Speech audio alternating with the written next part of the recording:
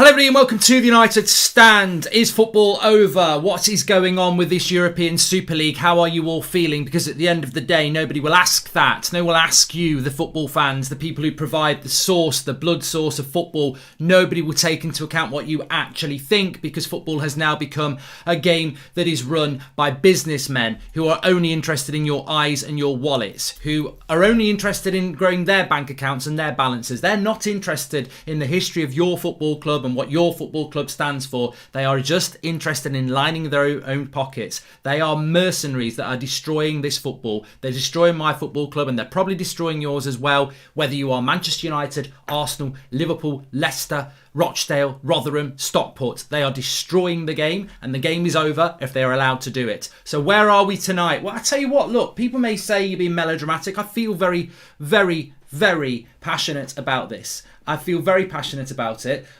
I tweeted it tonight and I'll say it right now. I never thought I would fall out of love with football. I'm becoming very, very close. I never thought that. I think back to my earliest memory of football was the 1985 FA Cup final. I mean, I don't remember what happened. I just remember Manchester United being in it. 86, I vaguely remember these two bloody Scouse teams playing each other. 87 was the first FA Cup final I remember sort of watching, which was Tottenham Coventry. Football's been I'm talking football here because it's not just Manchester United. I'm talking football here. Football here, for me, has always been the thing. Passionate about it. You know, in art classes, when I was meant to be studying for GCSEs, sat there with a match magazine competing with my mate on who could name the most Everton players, and you get a point for every one. I love football. I don't love football tonight. I'm disgusted by football tonight. I am absolutely disgusted by it because it's you that they are shitting on. It is the fans they are shitting on. Business people coming into our beautiful game and dragging it through the gutter like that. It is a disgrace. Now, whether it happens or not, it's a bloody disgrace that they think or actually not think that they know they have the power and right to do this to the beautiful game. It's a disgrace, an absolute disgrace, and I'm disgusted. I'm embarrassed. Some people might find this very, very good. They might be saying, oh, please, let's hope there's a Super League. If they had announced at 9:30 tonight that Manchester United were going into a Super League, I would have come on here and I would have said, the way I feel right now, fuck the United Stand, fuck Manchester United Football Club. I'm out. I'm not interested. And that's how strongly I feel about it. I would have said that. Now, whether I'd have woken up tomorrow in a different mood, God, I've said some things after football matches before that I regret a few hours later. But I do feel very passionately about this. And I'm very, very happy that people like Gary Neville have come out. I've heard rumours that Jurgen Klopp would leave Liverpool. I've heard Sir Alex Ferguson come out and speak to Reuters saying that the Champions League, the European Cup were the most special nights and it has to be part of us. So I don't feel alone in this. I know there's plenty of football fans out there of different clubs that are united by this, which is great. But I do genuinely feel like that. I feel absolutely deflated, disgusted, embarrassed, and who knows what the future's going to be. But I don't want this future. I just hope that there are enough good people in power in football to stop this from happening, or to map a new future. Because I can't.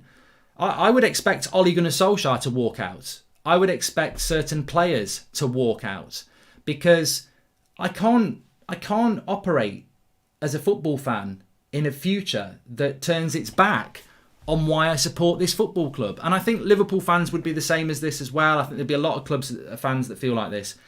I grew up supporting Manchester United because my granddad loved the Busby Babes. And I used to come home from school, primary school, and he was a builder. And he would, this was before Sky and stuff like this. You had like 3 or 4 channels. And he'd get home because it'd be dark, so he couldn't do his building. So he'd sometimes, like through the winter, he'd be home by the time I got home because it'd get dark at like 4 o'clock. So I'd get home, my mum would be at work, and my gran used to pick us up, and me and my sister would go to the gran and granddad's house, and he'd have his tea with us and my uncle. And they'd put videos on. It might be Brazil 70, but a lot of it was Manchester United stuff. And I'd sit watching, and I didn't need to ask. I'd get told what this club was all about. And I will go through all these super chats, so don't worry. I'm going to go through the comments. And I basically, my education, I'm privileged. Like my education in general was shit because I was obsessed with football, but my football education could not be any better. I grew up on stories of the Busby Babes. I grew up on the story of Manchester United's resurrection in the 60s. And that is why I support Manchester United.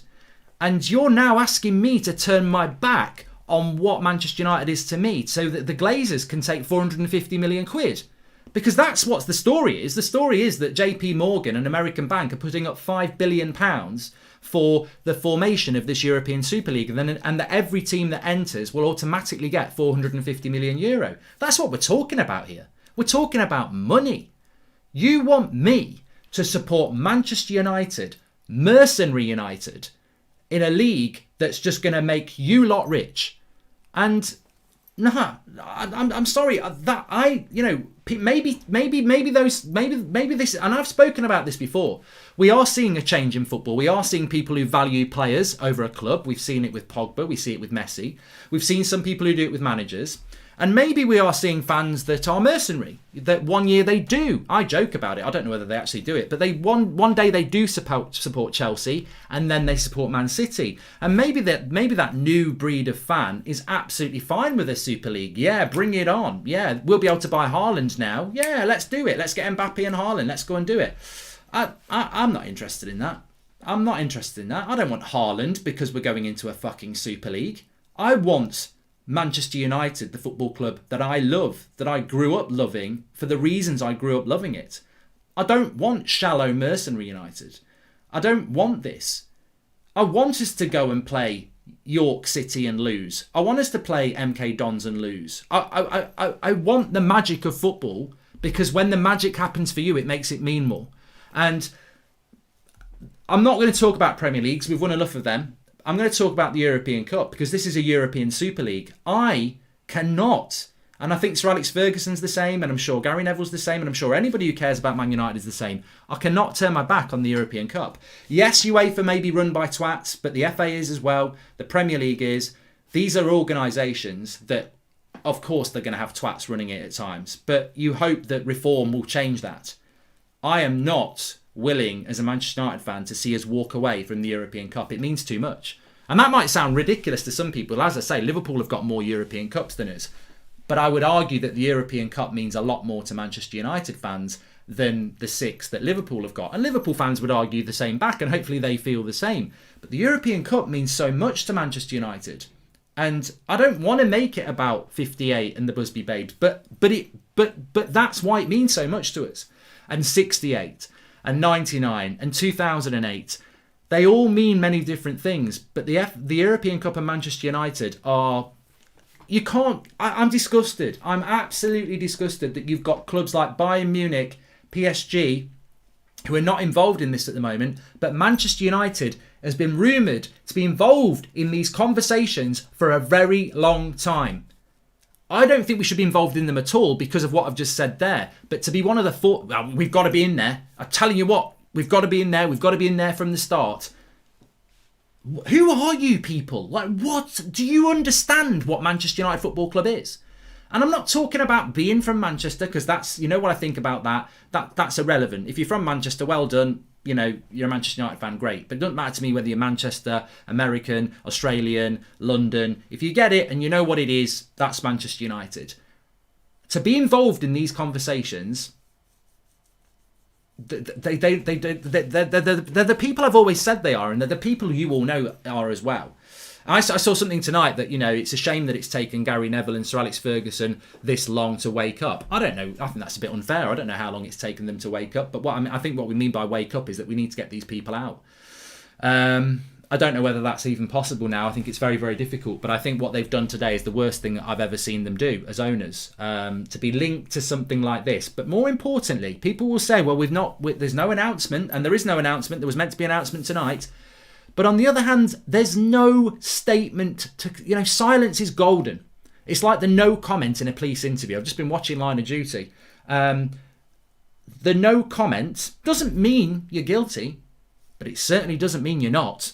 The no comment from Manchester United over the last 6 hours, when it's wall-to-wall fans and pundits talking about this, the no comment from Manchester United speaks volumes. speaks absolute volumes. Where is the statement from our football club coming out? Ole Gunnar Solskjaer gets asked about it. I don't really know what's going on. There is no smoke without fire. It is very clear that Manchester United have gone balls deep on this, and now hopefully it's backfired, because this is a disgrace to our name. It is a disgrace to football, and I'm very intrigued to see how this is going to pan out, because I don't know with this. I think you can buy Manchester United on debt. You can flirt with top four and progression and talk about we're going to win a title in the next 3 years. You can spend next to no money. You can spend a bit of money. And people will still buy the shirts and people will still buy the season tickets. I don't know about this one. Because, as I said, for me, I feel like if United announce they're doing this, I might just be done. I might just go, you know what? It's been a good run.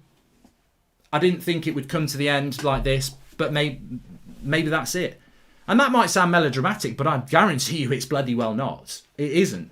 I just feel that when the most important thing in football to you betrays you, and betrays itself, let's be honest, because I would never want to turn my back on Manchester United in relation to the things I've witnessed in my life, the things I was told about, the things we know about, the history. I would never turn my back on that, but Manchester United would die, and I would go with it, because I would not be part of what they're planning on doing. That would not be Manchester United anymore. You don't have the history we've got, and Sir Alex Ferguson spoke about the European Cup and 60 years of history. You don't have that history of Manchester United and European Cups and then reset the button and go, well, you can still have your history, but this is the new world.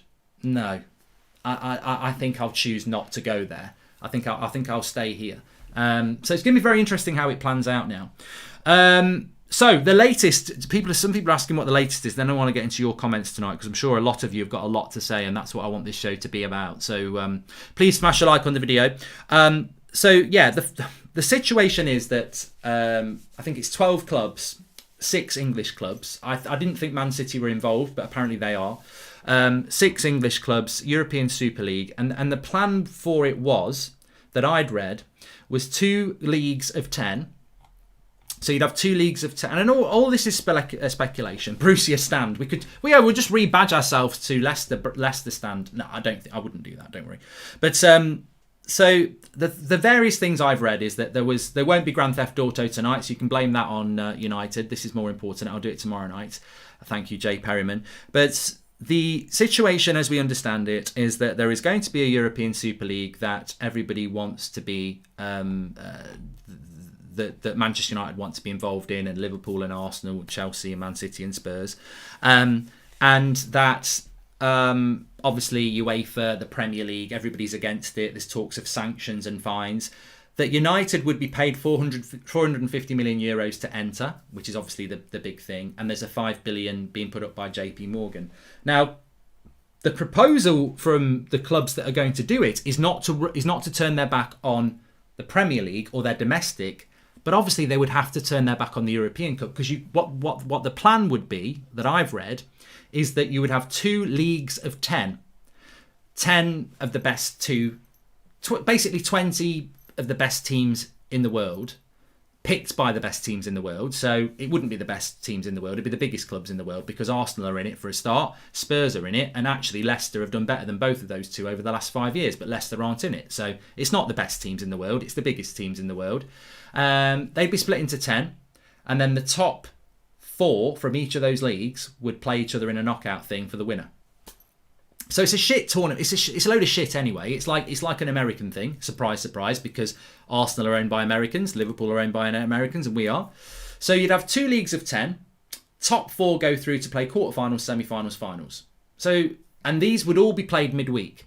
Well, my estimations are that even if you play each other once, that's still 9 league games plus a quarterfinal, a semi-final, and a final. So that's 12 games, which is roughly what you play in the Champions League, because you have 3 games in the group stage, which is 6, 8, 2 legs, quarterfinals, 10. So it'd be roughly the same. But if you play each other twice in their league, then obviously you're adding another 9 games on. So it could go up to like 21 games. In theory, that doesn't sound too bad, but then what you're basically doing is you're not going to be in the Champions League anymore, and also you're going to be in a tournament that's got the same 20 teams in it every year, because it's elitist. And on top of that, you are going to be asking footballers to do what they've done this year, which we know doesn't work. 3 games a week. What's more important? Will it be the European Super League or will it be a domestic league? 3 games a week, all season, including international football. And what would actually happen is clubs would become franchises. Manchester United would not be like we talk now. So basically, if this European Super League happens, you would not have the situation where we've got now, where we're moaning about McFred playing every game or Magaluf playing every game, because we would be playing 3 games a week. We would be playing midweek this massive new Super League, and then weekends we'd be playing the domestic league. But what happens to the FA Cup? What happens to the Carabao Cup? You won't be in the Champions League, you won't be in the Europa League, but you'll be playing 3 games a week. So what will happen is there's so much money in the European Super League and the Premier League that Chelsea, Manchester United, Arsenal, Liverpool, etc. would all build squads of about 30 elite players. So you'd have 30 elite players. So on a midweek, you'd play your elite team, and at the weekend, you'd play mainly reserve players. So football would change. You'd become a super franchise instead of a football club, because you'd be playing too many games to do it on 14, 15 players. So basically what Man City have got at the moment, where they've got 8 or 9 subs that are superb, they'll add another 5 or 6 to that, and then they've got their European Super League and Premier League squad for the season. Like American sport, where they have massive squads. Which, again, I don't want that, because that's going to weaken.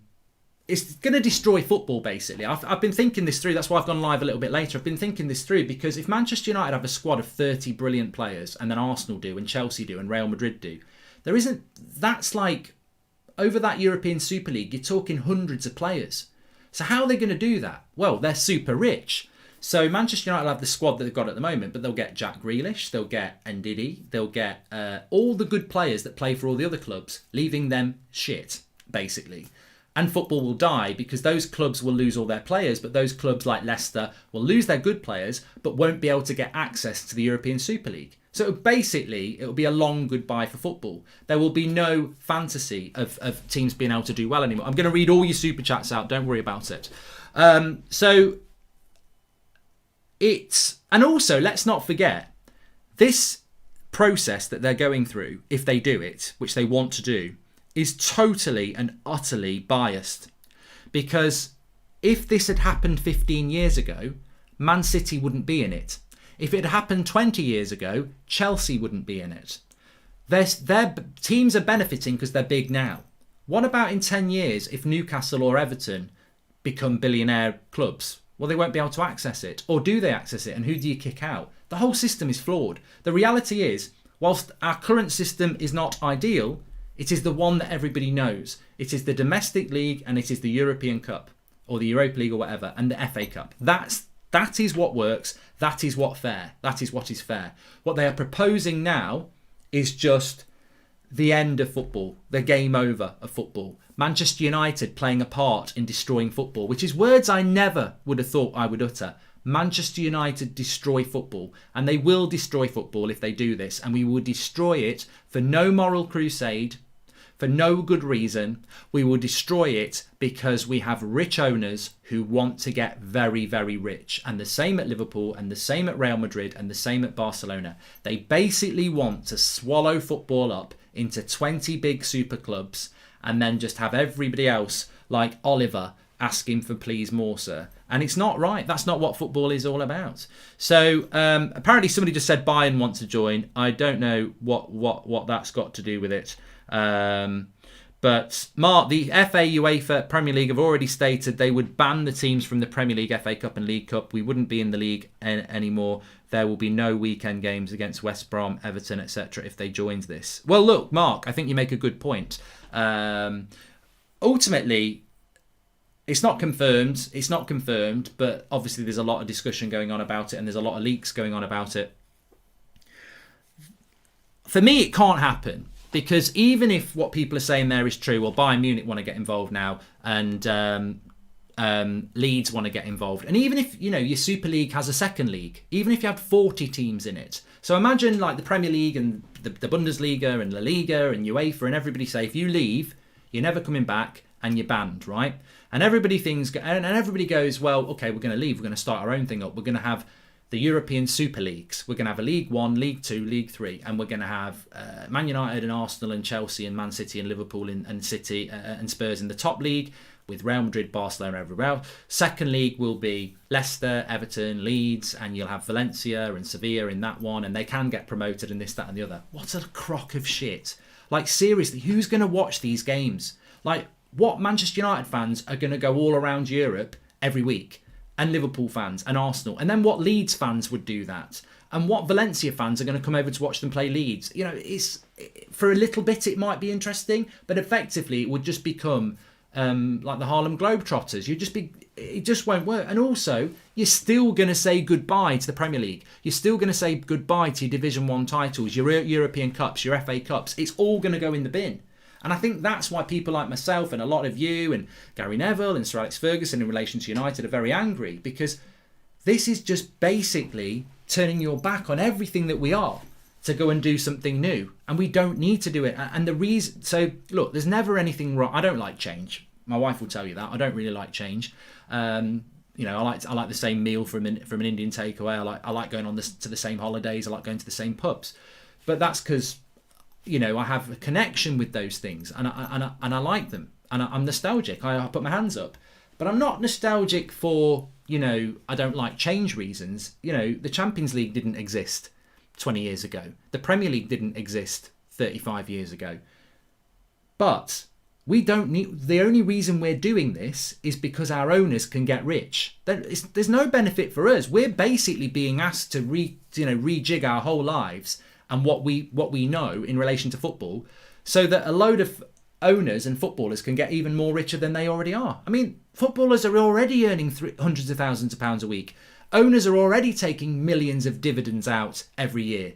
How much more money do you want? And who pays for it? We do. So, you know, this 500 million that's coming from 5 billion, sorry, that's coming from JP Morgan. Oh, have they just found a charity fund? Have they? Bollocks. They're investing in it because they know they repackage it. The next stage of this, if you swallow it, is the TV deals. This is how they're going to make the money back. They're going to sell the European Super League to Sky and BT and Amazon Prime and whoever else wants it, and then we're going to pay for it. So, you know, call a spade here. We're not just talking about turning our back on what the club's all about, turning our back on the European Cup and the Premier League and everything else, and becoming this massive franchise that you can't identify with. Because forget talking about Bruno, forget talking about De Bruyne, forget talking about Marcus Rashford, forget talking about Messi or Ronaldo. They'll get swallowed up into big franchises. If Messi's at Barcelona, there'll be 30 other players, and Messi might be the best player, but he won't be playing in every game because he'll need to be protected. He can't play 3 games a week. So we are going to pay for the privilege of our football being destroyed and repackaged. And we will pay for the privilege to make those people richer.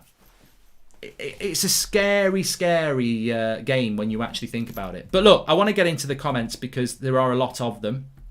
Thanks everyone who's watching. Make sure you smash a like and subscribe to the channel if you're new, bottom right hand corner. The scary thing is Florentino Perez had this idea since 2009. What do you think about Gary Neville's comments on our owners? I will say the same thing what I say about the owners all the time. I get criticised, so I'm not going to criticise Gary Neville. I get criticised about Manchester United's owners all the time. They say, you know, you should be flying planes over Old Trafford and this, that and the other. Well, for one, I can't fly, and for two, I think it's pointless. But to be honest with you, we could all do a lot more. That's all I'm going to say. We could all do a hell of a lot more. I don't feel I do enough. I don't think you do enough. I don't think Gary Neville does enough. I don't think Sir Alex Ferguson does enough. I don't think, as people who love this football club, I don't think we've done anywhere near enough. I don't think Musk does enough. I don't think the Red Army does enough. I'm not saying why they don't. I just don't think any of us do. And I think we all need to collectively share that, because if we could collectively come together, we could make change happen. But I don't think there's enough people out there that can put aside their differences.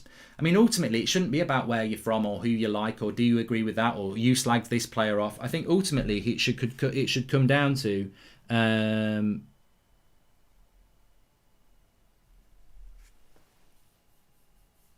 we're all very, very unhappy with what's happened tonight and today.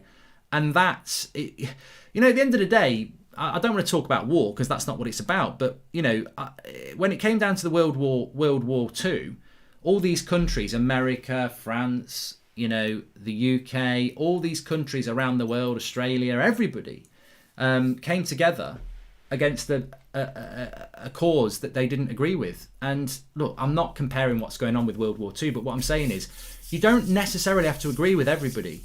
But if you're all absolutely agreeing on one common cause for good, then you should all come together and put those differences aside, because no one's asking everyone to get on. You know, there's a lot of United fans I don't want to get on with, but I'll certainly stand by them and be united with them on the common cause that we're all absolutely disgusted by this, and we've all got to do something. And I think what I would say is I'm always a little bit dubious about don't go to the games, don't buy to the shirts, because I know I've got a daughter, she wants a shirt, but I could not buy her a shirt. I could easily not do that. We've got a season ticket. I could easily say, Flex, we're not using it. Just we're not letting them know we're not using it either. We're just not going, and next year we won't renew. But I know loads of other people won't do that. I think on this, if you can't be united about the owners basically shitting on the club, then when could, you know, if you're going to turn up for European Super League games and you're going to buy the new European Super League kit because they might buy a Haaland or Mbappe, you've just sold your soul literally to the devil. And I think there will, but the sad thing is, I think there'll be loads of fans who do that. I think that, you know, maybe these Haaland rumours are because we know we're going into European Super League. And maybe some of you are like, well, you know what, if we're getting Haaland and we're getting Sancho and we're getting Declan Rice, then where do I sign up? And I tell you what, you enjoy the trip, because for me, it's over. I don't need Haaland, Rice, Sancho to go and do that. Nah.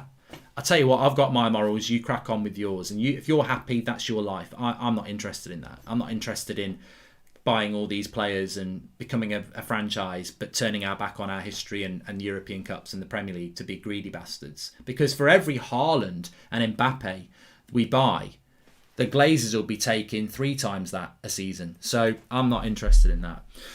Right, I'm going to read some of your super chats here. Sabian says, I grew up watching United with my granddad. The memories I've had watching the club with him are some of my best. This would devastate him. Well, this is it. My granddad's not here anymore either, and I think, you know, the club that he loved going through this, it's disgusting. And who I did really feel sorry for today as well, Sir Alex Ferguson. You know, looking at you know what he's achieved at this great football club, and thinking how he must feel about this. You know, he rebuilt this club. He knew everything about what Sir Matt Busby had done, and he rebuilt this football club and he won those trophies. And, you know, let's be honest, Sir Alex Ferguson's getting on now, isn't he? And, you know, to be coming towards those twilight years and knowing that this club that, you know, embodies you. I know people who spent, you know, I worked in jobs where somebody worked in that bank all their life, and whether they liked it or not, and they did, that their job in that bank was a large part of who they are. If you're Sir Alex Ferguson, Manchester United is a huge part of what you are. And to see this or hear this must be devastating. Mark Neighbour says, I can see it a mile off. Fans will not accept it, and all of a sudden United will play AC Milan in LA at 4 a.m. in places like Singapore. The backlash will be what they wanted, global games. Exactly. I think you're absolutely spot on there, Mark. Who's going to watch these games? And let's not forget, look, the UEFA aren't perfect and the Premier League's not perfect. The Premier League, we're talking about the 39th game of a season where you go and play in bloody Singapore or Sydney or something like that anyway. I just think we are seeing the globalisation and the franchising of Manchester United Football Club, which is not a surprise when you look at who owns us. They already own one. Stopping the players of these clubs from playing for their international sides will put a stop to this. It will create a huge conflict of interest, says Andy Harris. Well, I tell you what, if Manchester United do what they're reportedly going to do, and hopefully they won't do it now, but if they do, and I will say, any Manchester United player that says, I don't want to play for Man United anymore, I will applaud them. I will applaud them. I never thought I'd do that, but I would applaud any United player that went, I'm not playing for this club if they're going to do that. You know, I'm not doing it. But money talks, as it always does. Logically, all United supporters should switch to City, says Zayn. Only positive is that it exposes our greedy owners, says Shahid. Clubs will end up changing manager twice a season, says Robert McCormack. This is ridiculous to me. As an American, I've always loved the European setup for leagues and promotion relegation method, and now this corruption would destroy that. Such a blatant cash grab, says Rahi. Surya says, no one needs this and no one will watch. Well, I hope they won't. John Anderson, Kev on United Stand after game made a comment about disabled people's hands. Said, okay, I'm not aware of that. We can look into that. Man United List says, if I ever see United officially in the Super League, I'm done with the club after 19 years of supporting them.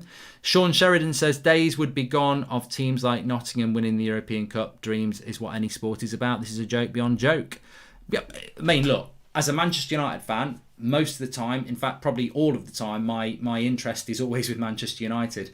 I think the sad thing tonight is I'm actually on the sides of every other club that's going to get shit on, because we're going to get shit on. We're going to come strong. We're going to come very strong. We're probably going to, we might win the European Super League for the next 10 years. We won't, but we might.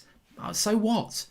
If you said to me now, Man United are going to join the European Super League, they're going to get Haaland, they're going to get Mbappe, they're going to get Sancho, and they're going to win the European Super League and be the best team in the world because they've won the European Super League for the next 10 years in a row, I would say, shove your European Super League right up your arse. I don't want it because it doesn't mean anything.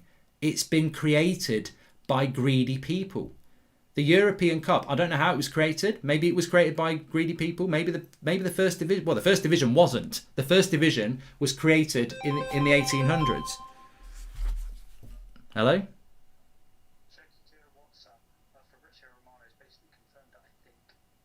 Okay, I'll check it on the WhatsApp now, right? Yeah, there's also Simon Spade's tweet as well. Okay. It's all kicking off now. Okay, no worries. Cheers, mate. Thank you. Okay, so we've got some breaking news coming in. We'll come back to those super chats, but we have got some breaking news coming in from Romano. So let's have a look. Could be a long night, everyone. Smash a like on the video. Let's have a look.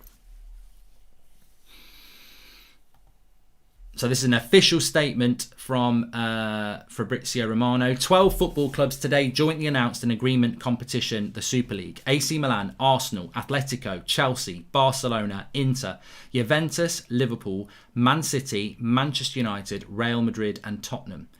3 more clubs are expected to join as founding clubs before the inaugural season, which is expected to start as soon as possible. In the future, the founding clubs look forward to consulting with UEFA and FIFA in order to work together. Fuck you. Fuck you, Manchester United. You fucking parasites who own our fucking football club. I'm sorry to swear, but that's a fucking disgrace. It's a disgrace. An absolute disgrace of the highest order. And AC Milan, and Arsenal, and Atletico, and Chelsea. What the fuck are you doing? You greedy bastards. What are you doing? Scum. Absolute scum. Greedy, the lot of you. I don't even know the owners of some of these clubs. I mean, some of them are money men, we know, but I don't know what the owners of Inter and Atletico are like. I honestly don't know what the background of those clubs are. But this is just elitism.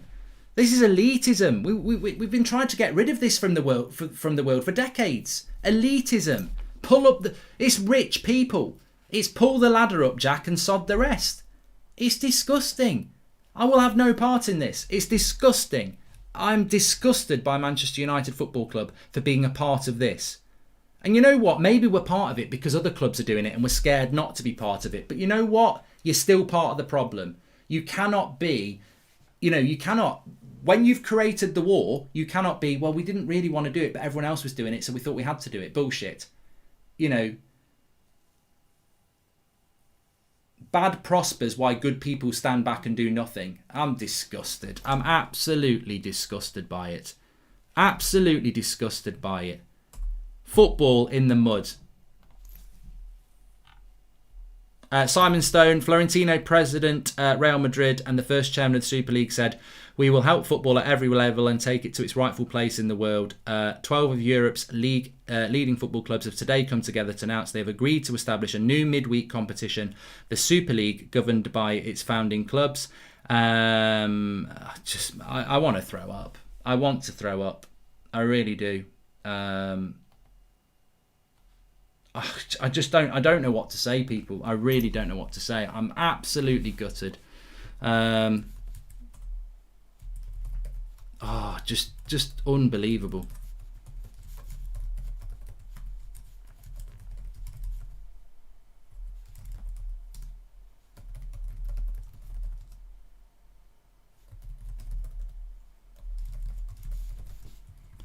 It's over. I mean, it's generally over. Look, what my future is involved in football fan content, I don't know, but it's over. It is over.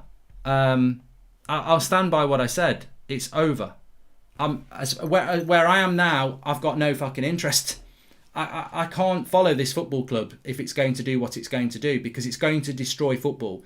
What they're basically saying is we're going to have a European Super League and we'll work alongside the Premier League and UEFA. You're not. It's the beginning of the end. You're not pulling the wool over my eyes. This is the beginning of the end. You've basically destroyed football to line your own pockets, to take control as a consortium of the biggest clubs in the world. You're basically going to destroy football, and the only reason you're doing it is to hoover up every pound you can get from every sponsor, from every TV company, and take it everywhere around the world and hoover everything you can. China, Australia, India, Mexico, everywhere. You want the whole lot and you want it all to you. And it's not about Manchester United getting rich, and it's not about Real Madrid getting rich. It's about the owners getting rich. We are going to hoover it up. We're going to take every good Leicester player. We're going to take every good Lyon player. We're going to take every good Sampdoria player, every good Sevilla player. We're going to have super squads, big franchises, and we are going to own it all. We're going to own it all, and we're going to be super, super rich, and the rest of football is going to crumble around us, but we don't care, because we will be the biggest.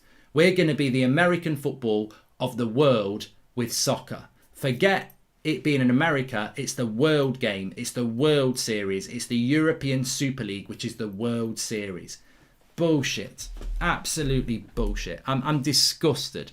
Absolutely disgusted. And I tell you what, I apologise. As a Manchester United fan, I apologise. I'm embarrassed by what this football club has done, because the Glazers own our football club and they are high-fiving and they are happy. But as a Manchester United fan who absolutely understands what this football club is all about and understands why I love this football club, I apologise. I apologise to every club who's going to get fucked over. Aston Villa, West Ham United, Southampton, you are fucked. You are finished. Do not think you're going to prosper at all, because what will happen is you think your Premier League's going to carry on without Man United in it. It won't. It might a little bit, but it won't. You won't get them. You won't get the big money. This will start off as a midweek Super League, hypothetically, and maybe a deal can be done that Man United can stay in it. But the team Man United put out in that league will not be as good as the Super League. So everyone will watch the Super League.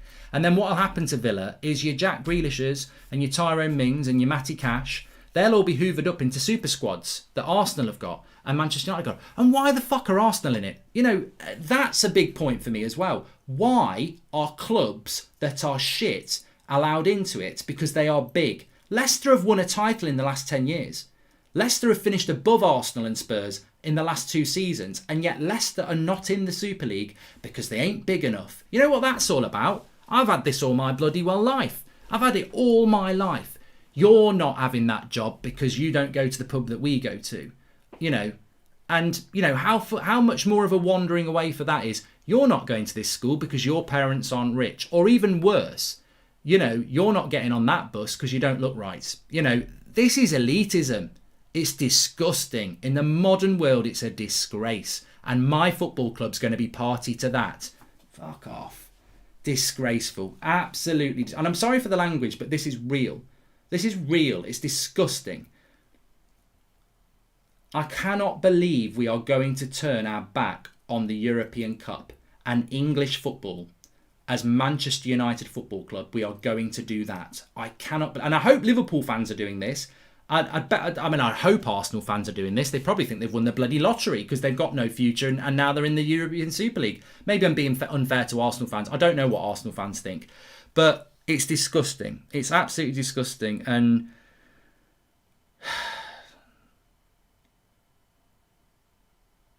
the only reason it's happening is because they want to make money. That's all it is. They want to make money. They're greedy, greedy people.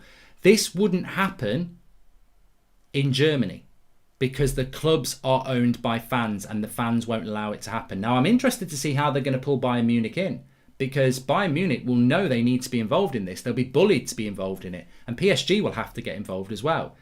But football as we know it is going to die. Joel Glazer is vice president of the Super League. I feel sick at the moment. Seriously feel down and depressed about what's going on, says Cade. Well, look, this is where the Manchester United Supporters Trust have got to stand up and do something, because they're the Manchester United Supporters Trust, but they're in bed with the club. Have they been paid off? Are they? I mean, I don't know, but trust me, the United Stand was set up as a fan channel to talk about matches. It wasn't set up to be taking on the Glazers or anything like that. I wouldn't even know where to start. But Manchester United fans need to do something, and they need to do something fast, because this is going to happen. So we need to do something very, very quickly. I feel sick. I feel, you know. The thing is, it's all a very personal thing, and some of you might be celebrating. And look, it's all about opinion. There's no point in doing this if it's not about opinion. It is all about opinion. But the thing that just sickens me to the stomach is that I mentioned, like, my granddad and why I support Manchester United, and being educated on the Busby Babes and 68 and George Best and all that. But look, I'm getting to that age now where I'm educating my kids about 99. I realised this tonight when I had a quick bath before I watched Line of Duty, and I was in the bath and I was really, like, just thinking about it. I thought, you know what? I'm starting to be the person that my granddad was. I'm talking to my kids, but I'm also talking to some of you who weren't there in 99, and I'm telling you what it's like. I'm giving you stories about 99 that you don't know about because you weren't alive. So you're starting to get the stories that I was privileged to get, and you didn't witness them. And these stories all revolve around winning the European Cup, being fantastic in the league, these moments. And we're going to turn our back on it so that a bunch of Americans who somehow got hold of our football club can get ultra rich. And players can get ultra rich. And let's be honest, they're players. Like, we were talking about a player today who was shit, and we were saying he's shit, he's not good enough, what's he doing? Oh, have another 100 grand a week. Hello? Hello? Arsenal just tweeted confirming it. So with Liverpool, the clubs are now all announcing it one by one. Oh, the clubs are all announcing it now. Yep, and UEFA have also turned around and basically said they will sue any club and ban any club participating. It is all kicking off. Said if you need him on and you want to bring him in, he's also available if you want to get him on as well.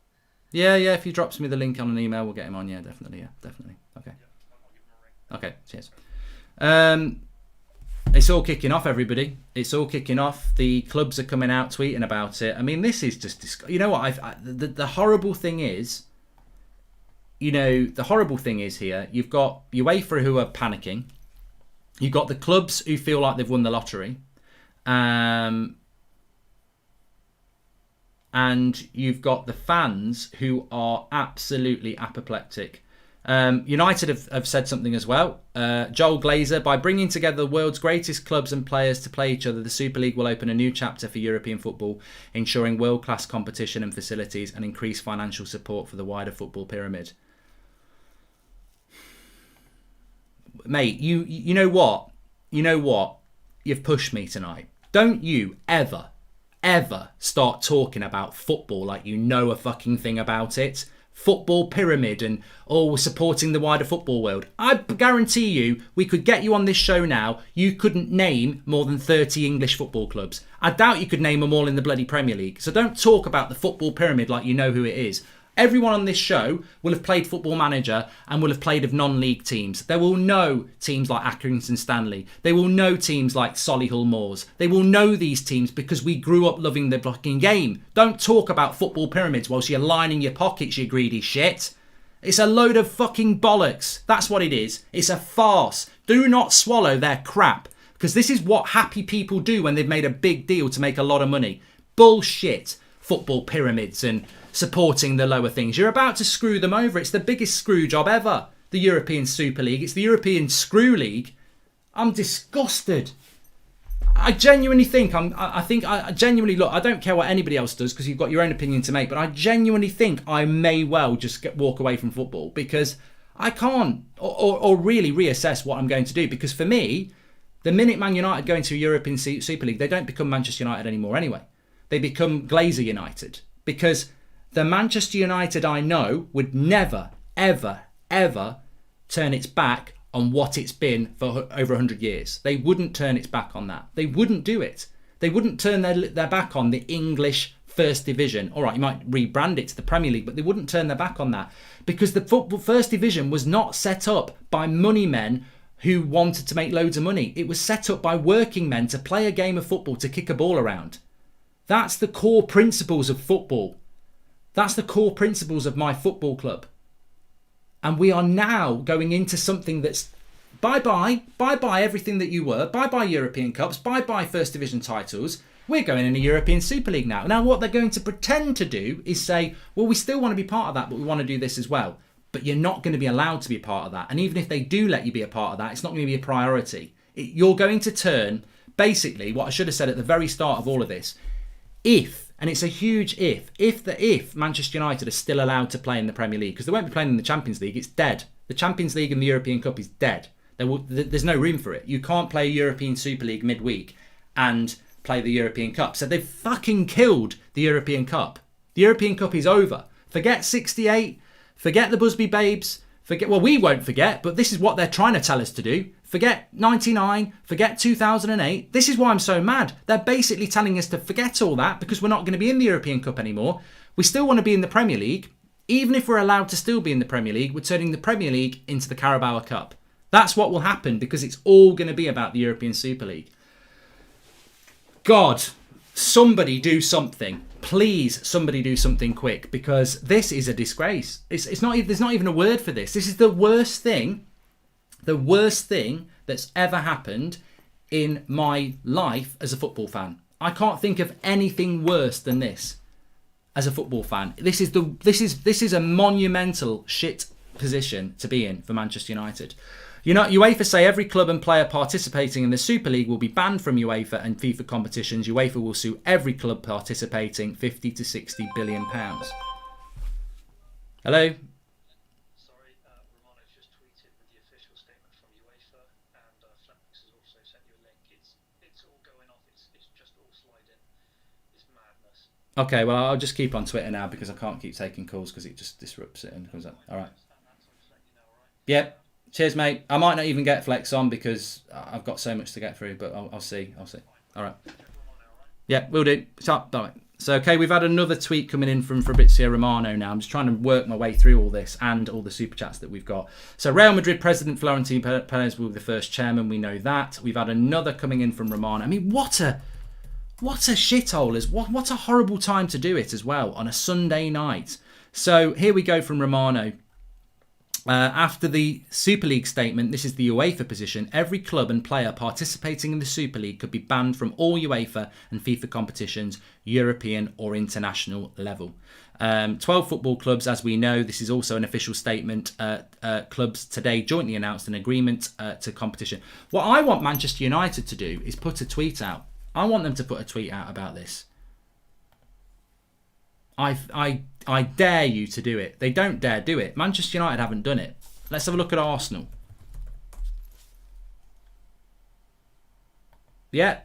Arsenal have tweeted, we are one of the 12 founding clubs of the European Super League. And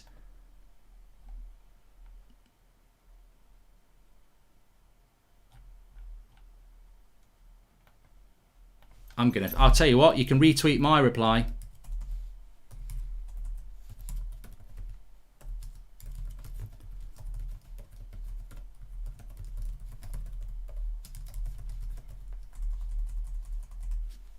There you go. Arsenal can have it. I'll do a round robin. Let me know the clubs that have done it.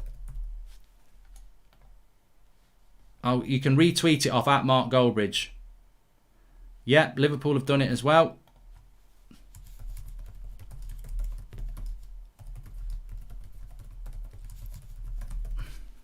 I'll tweet every single one of them. And come on, Man United. I mean, I've got nothing positive to say about Liverpool Football Club or Arsenal Football Club, but at least they've got the fucking balls to do it. Cowards. UEFA, so it's all going on here at the moment. Let me just have a quick look. Chelsea have tweeted as well. Let's tweet them. Scumbags, the lot of them. Scum.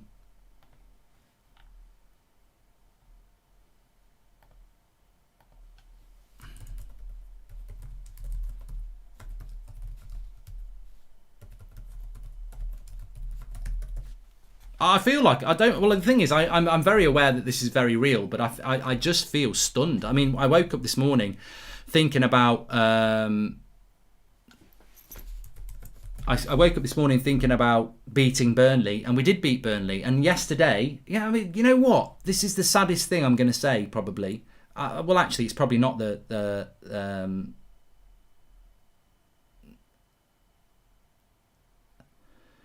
I mean, I've just seen somebody on Twitter saying that if this is the way to, I mean, you know what? Everyone's got a right to an opinion, right? I'm not even going to call this person out because I like them, but I'm just going to read a summary of basically what I've just read.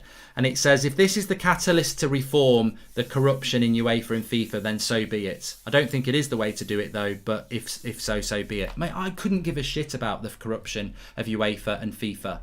I couldn't give a shit about that.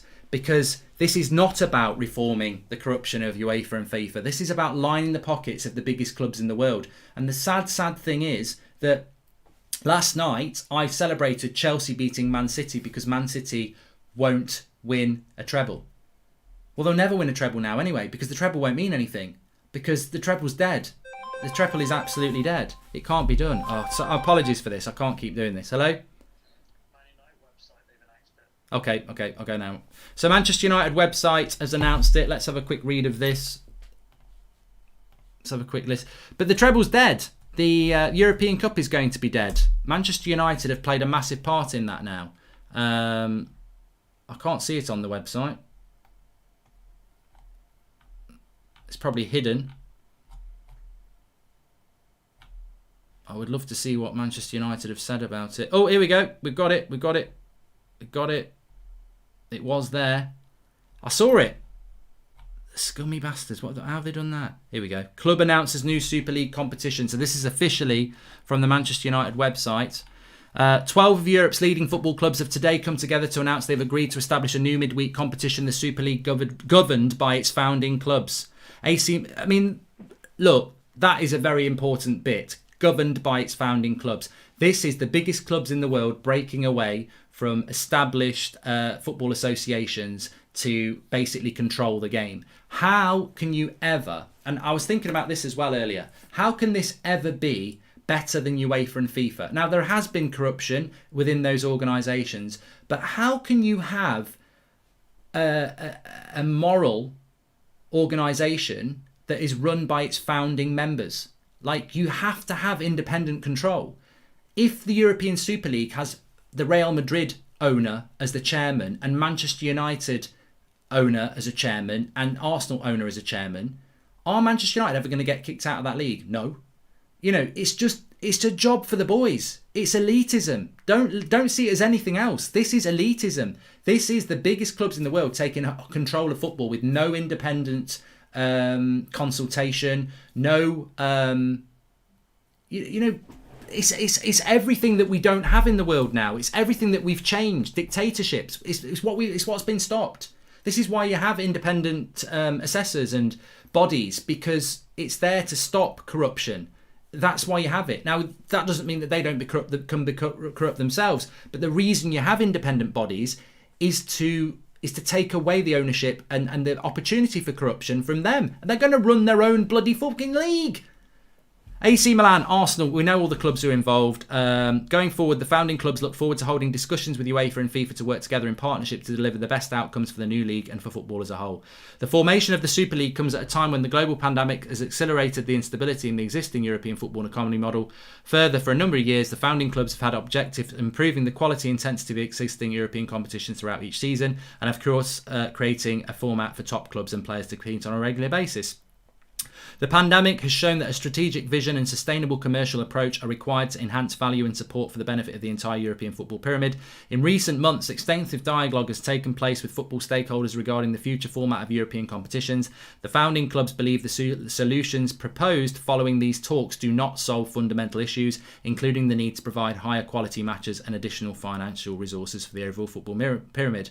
The competition format is as follows: 20 participating clubs with 15 founding clubs and a qualifying mechanism for a further 5 teams to qualify annually based on achievements in the prior season. So basically, only 5 clubs can be part of it through promotion. 15 stay in it automatically. So teams such as Arsenal and Spurs will stay there forever, no matter what. Teams such as...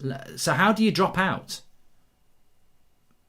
You see, I've just absolutely blown this apart straight away. So if you've got 20 participating clubs and 15 of those are always in it, Manchester United, Arsenal, Real Madrid, Barcelona, but 5 people can qualify, what happens in year 1 when Leicester qualify and Sevilla qualify and they do well in it? Do they stay in it? Because next year 5 people have got to go into it. No, you're out, Leicester and Sevilla. You've had your 1 year, get out. It doesn't work straight away. You know what I mean? Midweek fixtures with all participating clubs continuing to compete in their respective national leagues, preserving the traditional domestic match calendar, which remains at the heart of the club game. So they reckon they're going to play still in the Premier League whilst kicking. It's the European Cup that's going to die, basically. An August start with clubs participating in 2 groups of 10 playing home and away fixtures. Fucking hell. This ain't going to work. So 38 Premier League games and another 20 Super League games. No more FA Cup. No more Carabao Cup. Not a bad thing. No more European Cup. With the top, so August starts with clubs participating in 2 groups of 10, playing home and away. The top 3 in each group automatically qualify for the quarterfinals. Team finishing 4th and 5th will then compete in a 2-legged playoff for the remaining quarterfinal positions. A 2-leg knockout format will be used to reach the final at the end of May, which will be staged as a single event at a neutral venue. As soon as practicable after the start of the men's competition, a corresponding women's league will be launched, helping to advance and develop the women's game. The new annual tournament provides significant greater economy growth and support for European football via a long-term commitment to uncapped solidarity payments, which will grow in line with league revenues. These solidarity payments will be substantially higher than those generated by the current European competition, are expected to be in excess of 10 billion during the course of the initial commitment period of clubs. In addition, the competition will be built on a sustainable financial foundation, with all founding clubs signing up to a spending framework in exchange for their commitment. Founding clubs will receive an amount of 3.5 billion solely to support their infrastructure investment plans and to offset the impact of the COVID pandemic. Florentino Perez, President Real Madrid CF and the first chairman of the Super League, said, "We will help football at every level and take it to its rightful place in the world. Football is the only global sport in the world with more than 4 billion fans, and our responsibility as big clubs is to respond to their desires." Bullshit. Who's asked what? Name me 10 fans who've asked for this. Bollocks. Back in the new European League, Andrea Agnelli, chairman of Juventus and vice chairman of the Super League, said, "Our 12 founder clubs represent billions of fans across the globe and 99 European trophies. We have come together at this critical moment to shit all over football's history." No, he doesn't say that because he's lying. "Enabling European competition to be transformed, putting the game we love on a sustainable footing for the long-term future." Sustainable footing? They're talking like football's going to be bankrupt. Manchester United have had record revenues over the last 20 years. This is just about lining your pockets more. They're talking like they're on the breadline. Substantially increasing solidarity and giving fans and amateur players a regular flow of headline fixtures that will feed their passion for the game while providing them with engaging role models. Joel Glazer, co-chairman of Manchester United and vice-chairman of the Super League, said, "By bringing together the world's greatest clubs and players to play each other..." Well, we've heard what he's got to say. So there it is. There it is in all its unbelievable shitness. I mean, look, the problem is when the statements start to come out about what's going on, then that is when people start to say, "Oh, it doesn't sound that bad." And I think you know what? The sad thing is many of you are going to end up swallowing this. But what it is, and what it clearly is the destruction of football as we know it. There will be a new football. Football's not over. You can jump on board and you can get very excited about it. But this, to me, is something that would make my granddad very sad. It will make Sir Alex Ferguson very sad. And it will not be what Manchester United has been in all my life and what Manchester United is meant to be about. This is the destruction of what Manchester United is. It's the end of the European Cup. The European Cup is going to get confined to history. Within 50 years, people won't know what the European Cup is. And in 50 years, what we did in 99 won't really matter. And what happened in 68 won't matter. And you know, what happened in 58 will always matter, but it'll be like, well, they weren't, you know, what was the European Cup? What were they playing in? It's just so wrong. And then, you know, maybe there is a part to be played on UEFA here and FIFA and the Premier League and the FA. And maybe they have been a catalyst for this happening. But a tournament run by the clubs that are in it can never be right. You cannot have a tournament. You cannot have a league whose president is the owner who is running Real Madrid. You cannot have a league where the chairman is the owner of Arsenal and Manchester United. How can that league ever be run fairly? And that's the whole point. It's not fair. It isn't fair. It's big clubs and elitism. I feel absolutely horrible for teams like West Ham, for teams like Wolves, for teams like Everton, for teams like Leicester. And you know what? As I said, the timing of this is so lucky for some clubs, because when I was growing up, Everton were a bigger club than Spurs. They were a bigger club than Chelsea. They were a bigger club than Man City. And because this is happening in 2021, Everton, who are still a big club but are not super rich like Man City, forget about it. You've had it. It's over. It's a destruction of the game. The European Cup is going to die. Now, there was something that I heard of that I think Newcastle won. I don't really know what it's about. They called it the Fairs Cup or something like that. It was a European tournament. There was something called the Intertoto Cup as well. This is what the European Cup's going to become. It's going to become something confined to history, so that in 20, 30 years' time, when your kids or grandkids are born, you're going to talk to them about the European Cup and they're going to go, shut up. Shut up, Grandad. What are you on about, European Cup? Was that the European Super League? No. Well, fuck it. I'm not interested in that. We've just destroyed the European Cup. We've just destroyed it. We've just destroyed the Premier League. We've just destroyed Serie A. We've just destroyed La Liga. It's over. Absolutely over.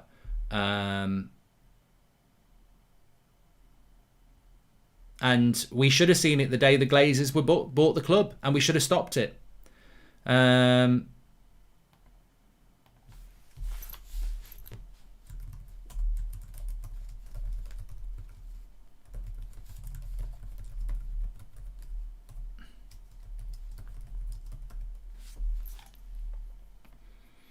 We should have stopped it, everybody. We should have stopped it. Yeah, I've just had Thogden message me saying I can't believe the news. Thogden's a Bolton fan. You know, what does it mean for Bolton Wanderers? What does it mean to the lower pyramids who are struggling to survive anyway? I'm reading some of the comments. You know, the Premier League doesn't mean anything. The titles won't mean anything. The Premier League, if the Premier League survives, it will basically become the Carabao Cup, because, you know, if you're playing in this format, you're basically going to be playing. I mean, look, the tournament format is rubbish as well. I've got to get through. We're going to be live for quite a while yet, so don't worry. Please smash a like on the video if you're watching, and make sure you subscribe. We're going to be live for a while, but the tournament format is also crap. It's crap.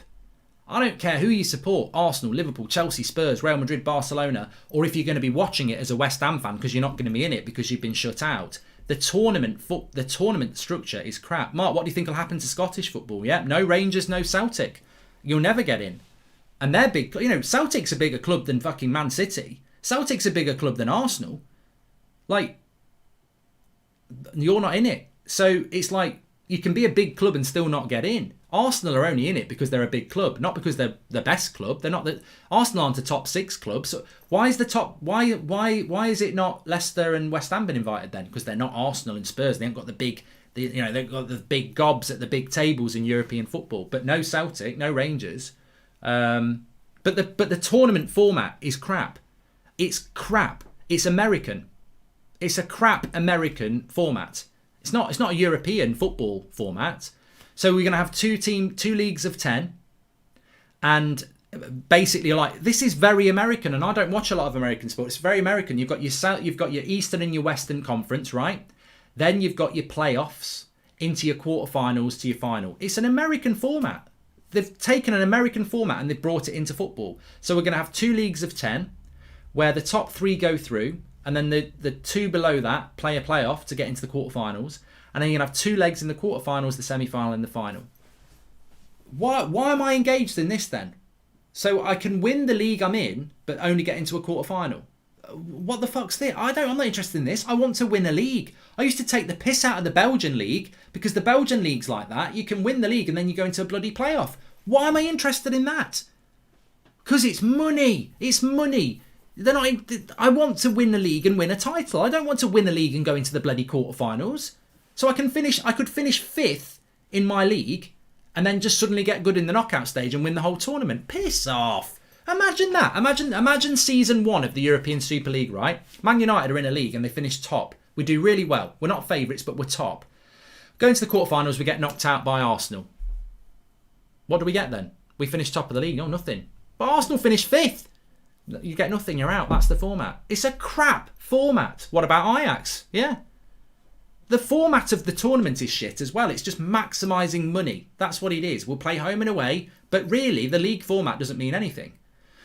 And then what will happen is, if the Premier League's allowed, if Man United is still allowed to be in the Premier League, and I hope the Premier League don't let us in. I hope the Premier League stand their ground and say, fuck you, you're off, get out. I really do. And then what every Man United fan should do, if we're not in the Premier League anymore, pick a team in the Premier League, buy their shirts and support them. Still support United in the Super League if that's what you want to do. But if we're not in the Premier League, don't let the Premier League go bust, because that means they're fucked. So I don't want that to happen either. But, we're fighting fires. We're fighting fires and there's too many fires here. But basically what would happen is, if Manchester United were allowed to stay in the Premier League, the focus will be the Super League, because that's where the big game is, that's where the big money is, that's where the big sponsor is. So if you're playing Barcelona on Wednesday, but you've got a home game against Leicester on the Sunday, and then you've got Real Madrid on the Wednesday, you're not going to see Bruno playing against Leicester.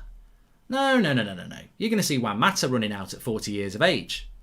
We won't be seeing Bruno playing in the Premier League. We'll be seeing Bruno playing in the Super League, because he's got to play against Barcelona and Real Madrid. In the Premier League, we'll just be putting out the reserves. So the Premier League becomes the Carabao Cup. The European Cup is over, rest in peace, and the Premier League is going to become the Carabao Cup. So it basically doesn't mean anything anymore anyway. It's European Super League, baby. It's owned by the clubs that are going to be in it. It's over. The football you grew up on, the things you thought were important, the principles, they're gone. And they're all gone because the big men at the top of the big clubs, they want to get richer. And it's a disgrace. Reports are saying Bayern agreed to join now, Leipzig and Porto to follow, apparently, says Connor Devlin. Well, they'll have to be bullied into it. They have to be bullied in it. Can be relegated to the Championship and be in the Super League, says Dan Harding. Yeah. Could get relegated to the National League and still be in the Super League if you're Arsenal. It's the same with the Scottish League. Celtic shouldn't need to go through qualifying round to the Champions League if they win the league, says Cheetah.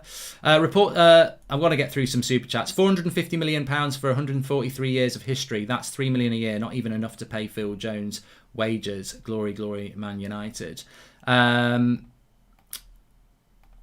Okay, let's just whiz through some of these as well. PSG have said they will refuse to sell players to the Super League teams. Mbappe and Neymar have renewed with immediate effect, says Elsia. I bet they haven't. Mark, what would it mean for the Dutch and Portuguese leagues? No Ajax, no Porto, Benfica. Well, the thing is as well, how do these teams get in? How do they get into this? I was reading there that 15 clubs will always be in it, and there'll be 5 qualification routes. But so how do Roma get in, Leicester get in, Porto get in, Celtic get in, Lyon get in? How do they all get in? And how do they stay in it the next year? It doesn't make any sense. Do you think this is why Nicky Butt left? Seemed a bit odd when he left a few weeks ago. Do you think he left because he disagreed? I mean, I don't know, Mike. I've got no idea on that one. I'll stop overreacting. You would want to watch Man United versus Real Madrid over Sheffield United versus Man United. I think it's a great move. Well done, Varane. At least you're being honest, mate. You're either a troll or you're being honest. I totally disagree with you, but at least you're being honest about it, because there will be people who will love this. The modern fan's going to love it. The fan that supported Chelsea last year and now supports Man City, they'll love it. The fan that supports Pogba over Man United, they'll love it. This is the modern fan. I'm sure many of you are going to love it, but for me, I think it's probably going to be the beginning of the end for me with football. It's done. They've destroyed it. I think when I was growing up, football for me was always a dream to be a footballer. Then it became loving watching England and Manchester United. Then I fell out of love with England because it was ran by twats. And now I'm going to fall out of love with Manchester United. I'll always have my memories. I'll always have what the football club means to me. And no one will ever take away 99. And no one will ever take the stories and the videos I used to watch from the granddad. Those memories are there. But it's a bit like Game of Thrones, isn't it? Game of Thrones was really good for a few seasons, and the last season was crap, and I don't miss it. I think they've destroyed football. I think Manchester United are about to become a franchise. They're not going to be a football club. And you know what? We know this. We've been talking about this like it's some sort of noble thing. We've been speaking about this for a long time. Manchester United is a business. We've made a business decision today. We're not a football club. We've not been a football club for 15 years. They've shit all over what Sir Alex Ferguson did at this football club, what David Beckham did, what Gary Neville did, what Cantona did, what Ronaldo did. We've shit all over it. We've become a business, and it's very, very sad. But some people will be very happy about it, and I would say crack on, enjoy it. You know, do what you've got to do. For me, this is just it's very, very sad, and I didn't expect this waking up today. I don't think any of us did, and I think it's soul destroying. Because they've ripped the soul out of football. Not just Manchester United. They've ripped the soul out of football. And I think what the plan will now be is what we're starting to see. The thing is, all the clubs saw the reaction today. They saw it today, and they've still put the statements out. It's full steam ahead. They don't give a shit. They've never given a shit at Manchester United. They don't give a shit about you. They want your wallet and they want your eyes. They don't give a shit about what you think. What they've done today... And we think they care what we think about them for not buying Sancho. I bet they were laughing their heads off. They don't give a shit. They've just gone and done something that everybody doesn't want to happen. And they've done it because they want to make money. I cannot listen to Florentino Perez, Kroenke, Henry and Glazers lecture me about football when I guarantee they wouldn't last 5 minutes in a conversation about football with any of you. And I'm meant to listen to their statements about the future of the beautiful game, about pyramids and about tournament structures. You've absolutely destroyed it, and you're going to get very rich doing it. And there's no guilt. And their next stage is going to be silencing the critics. I'm not saying they're going to go around with hitmen, but if I do disappear, you know who's done it. But if me, Robbie, and everybody else, and Brian, True Geordie, and everybody, if we're suddenly not on air anymore, you know what's happened. We've been taken out. But no, what they'll seriously do is they're going to look at how to spin it, and already you can see how the spin is going to start, because it's going to start with the manipulation of the news. This is going to be great for football. It's restructuring. Football needed this restructure. There's going to be a lot more money in it for everybody else. But you can't escape from the fact that you are going to end what everybody knows. You're going to end the European Cup. That is definitely dead. You are going to condemn... You're probably going to end the Premier League, to be honest, but you're going to condemn it to being a Carabao Cup at best. And it's all for money. It's not for anything else. Thank you for becoming a member, by the way, Big Dave. I really appreciate that. I hadn't noticed that. So we won't be saying Man United is an English club. They're a national club, says Cheetah. Manchester United are going to become a franchise. That's what they're going to become. And I feel really weird what I'm about to say here, but I feel really weird. But to say this, as a Manchester United fan, I shouldn't really give a shit. But I'm absolutely gutted. For the other 15 clubs in the Premier League, for the other clubs in the Championship and League One. But I'm really gutted for the teams that have consistently been finishing above Manchester United and Spurs and Arsenal over the last few years. Because we are only going into this league, even as a Manchester United fan, we've not won the league in coming up for 10 years. We've not won the Champions League for 13 years. We've not even been in the top 4 2 years in a row for a long time. And yet we're going into the European Super League as one of the 15 best clubs in the world when we're not. And we're going in it because we're a big club. And the Glazers are making a lot of money because of our name, not because of where they've put us. The Glazers, we're not going in there because we're Manchester United, one of the best clubs in the world. We're going in there because we're one of the biggest clubs in the world. And we were one of the biggest clubs in the world before you took over us. You've made us less of a big club. And yet you're cashing out. You're cashing in on the success that you never built. You've destroyed this football club, and now you're going to take it into this to make more money out of it. But I feel sorry for those other clubs, and I mean they're nameless in a certain sense. But I've named some of them: Everton, Leicester. They've got a good case to say we're better than Arsenal, we're better than Spurs, but you're not. You're not. Your ability on the football pitch is not being measured here. Your influence off the pitch, your invitation to the elite club, and it makes me sick. It makes me sick because in this industry I work in other jobs I've had, we've had to work our arse off against people that didn't want to invite us in. We've been the underdog. We never got invited in. Nobody. The industry is horrible. And, I've experienced bullies in my life. I've experienced like going for jobs and jobs have been already assigned, but we'll put the advert out because we have to, but you're getting it. I've experienced all this. And I think it's wrong. It is wrong. And we talk about equality, and football is about to become archaic in its approach. Independent bodies are very important to stop bullying, to stop elitism, to stop unfairness. And we have just created, Manchester United have just signed up to go into something that is elite and is run by the elite. It's a bloody Masons club. It's something that used to happen in the 1800s. It's elitist. You poor people, you go out and work for nothing, minimum wage. We're taking all the money and we're going to get super rich. I can't. It's so immoral. Taking away football, it's immoral. The structure of what they've done is immoral. And yet we're meant to be happy about it. I feel, as a fan of a club that's going to do this, I feel ashamed about what we're going to do to everybody else to better ourselves. It's elitist. It should not be allowed in the modern world. It's disgusting. It's absolutely disgusting. Welcome to the Members Club, Joseph Maguire. I've got to go through some super chats here. Let me get through them.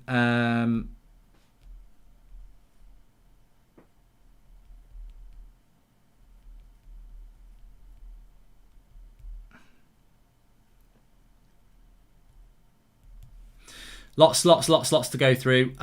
They've taken Man United from us, the fans, for their own gain. I'm questioning my loyalty, which I thought I never could have. It's heartbreaking, says Ads. Surely players won't want to join clubs if they get banned from international football, says Gabe. And I feel really sad, Mark. Very helpless as well. Very shocked it's come to this and nothing can be done. Look, Andrew Kelly and everybody who's tuning in, I've already said, I went live at the start and we didn't even have the announcement. And I said, look, hopefully they've changed their minds. Hopefully they've bottled it to a certain extent.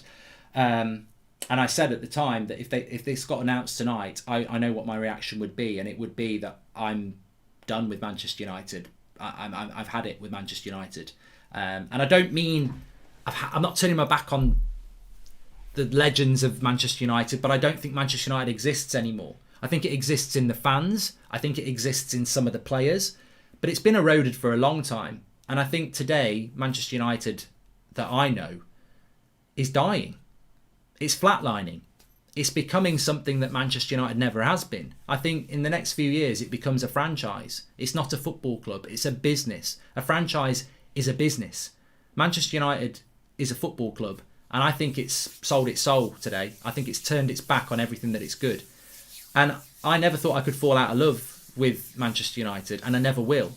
But I don't think this is going to be Manchester United anymore. I think this could well, and I don't know what you think, but I think this could well be the end of. I never thought I could fall out of love with football.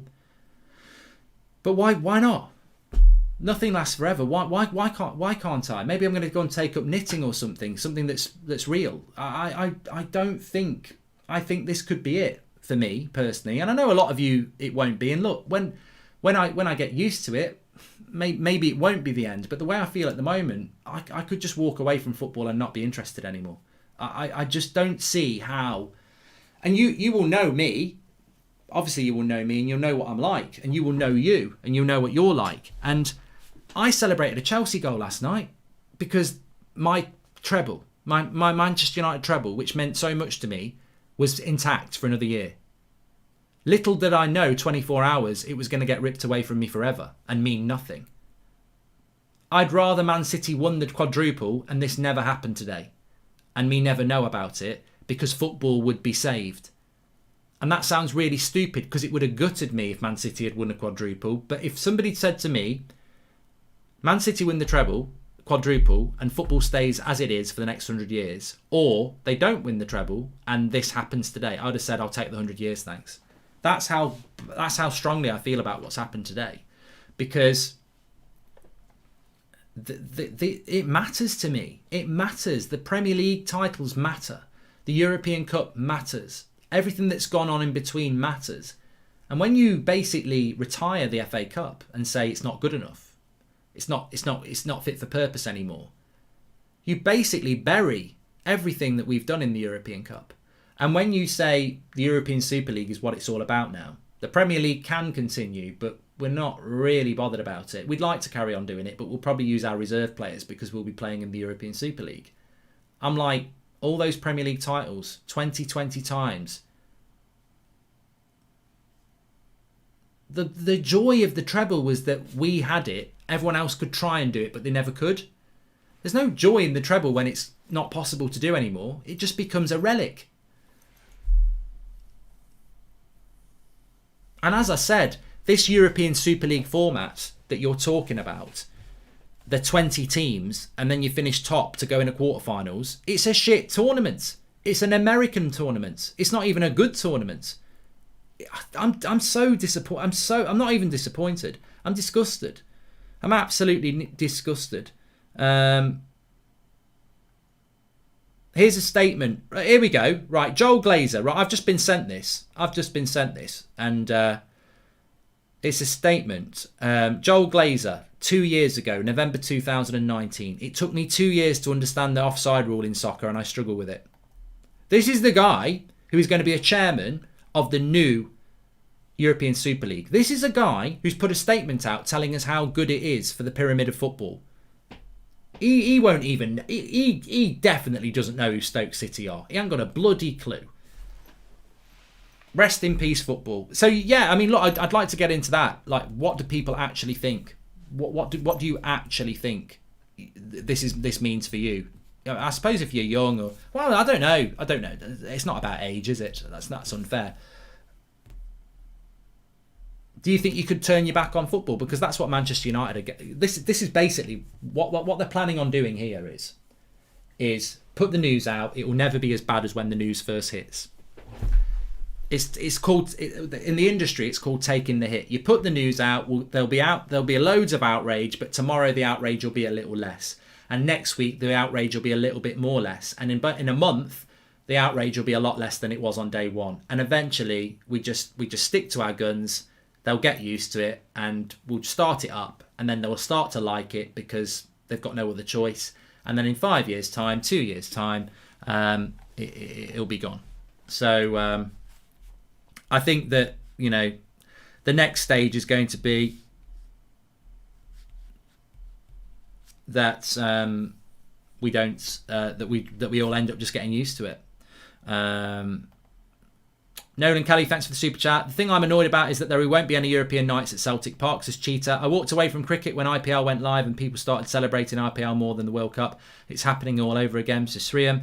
Sadly, I think the clubs hold power, e.g. banning players from international ruins national team unless players leave clubs, but who can afford them, says John Miles.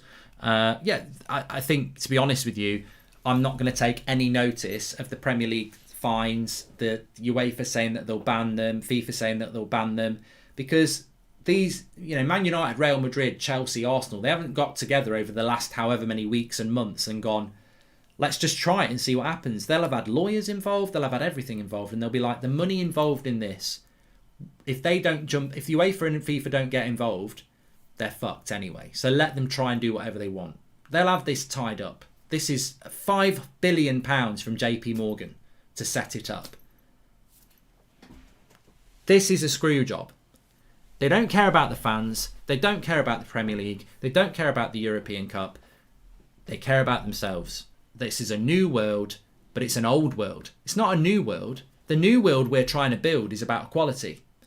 Throughout the whole of society, throughout the whole world, we're trying to build equality. The vaccine process that's going on in the UK, there is constant talk about get the surplus vaccine to third world countries that can't afford it. Equality. That's what we're trying to build. In many different areas, we're trying to build equality. Football today has taken us back 200 years. It's taken us back to a world where rich people are rich and poor people clean their chimney and go to work in factories and get their hands chopped off and stuff like that for a pittance, while the rich people live in their fantastic houses with everybody waiting on them.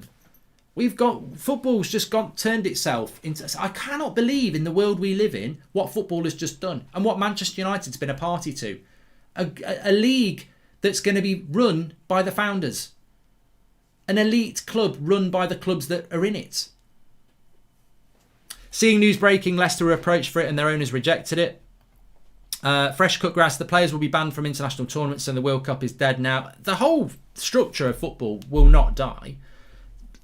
Everyone's just going to have to adapt to it. The fans, the World Cup, it's all going to have to change. Do you think that players and managers will refuse and leave clubs? Surely that would stop this from going ahead, says Jay. You know what? To be honest with you, I think we're into uncharted territory here.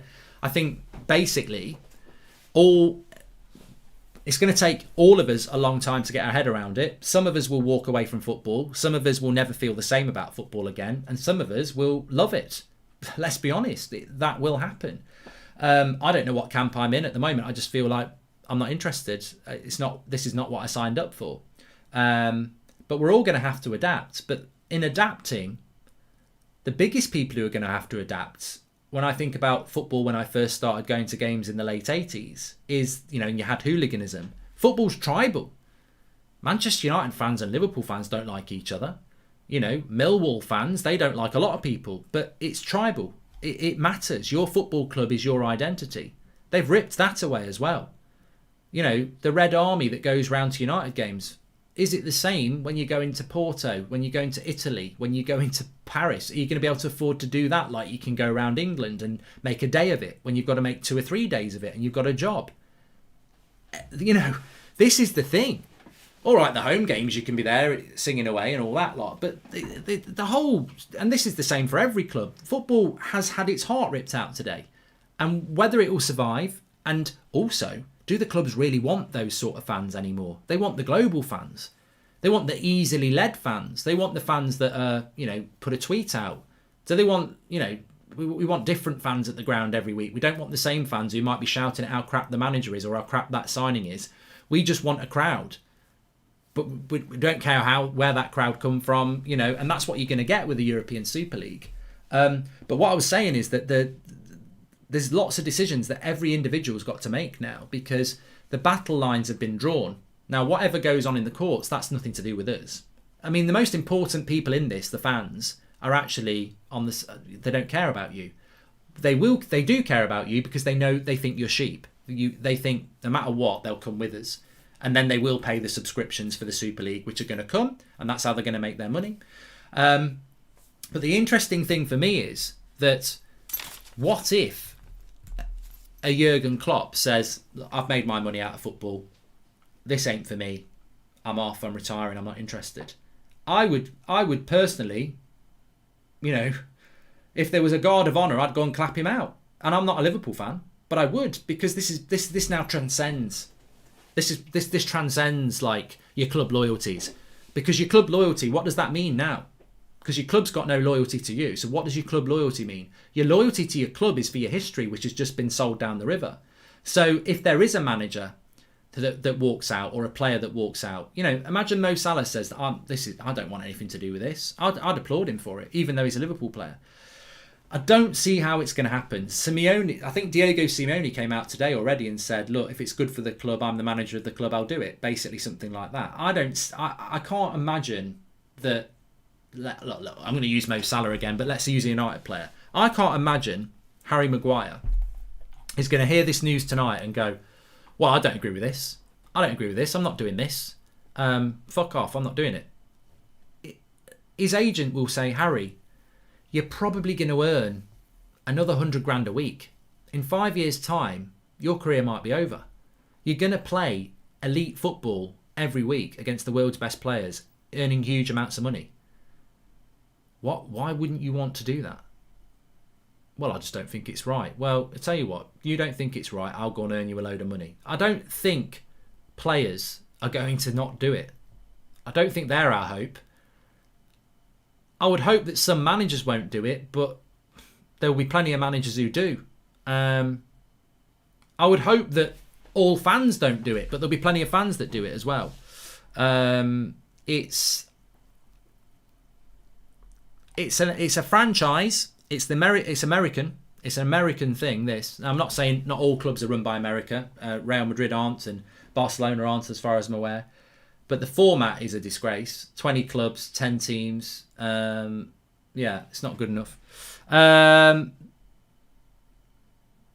Flex isn't waiting to come on anymore, so you can keep talking about that all you like, but he's not coming on. Players won't have any loyalty to a team anymore like American sports, says Edmund Jones. The players are doing a job and earning a living. Players shouldn't be punished for this, says Assad.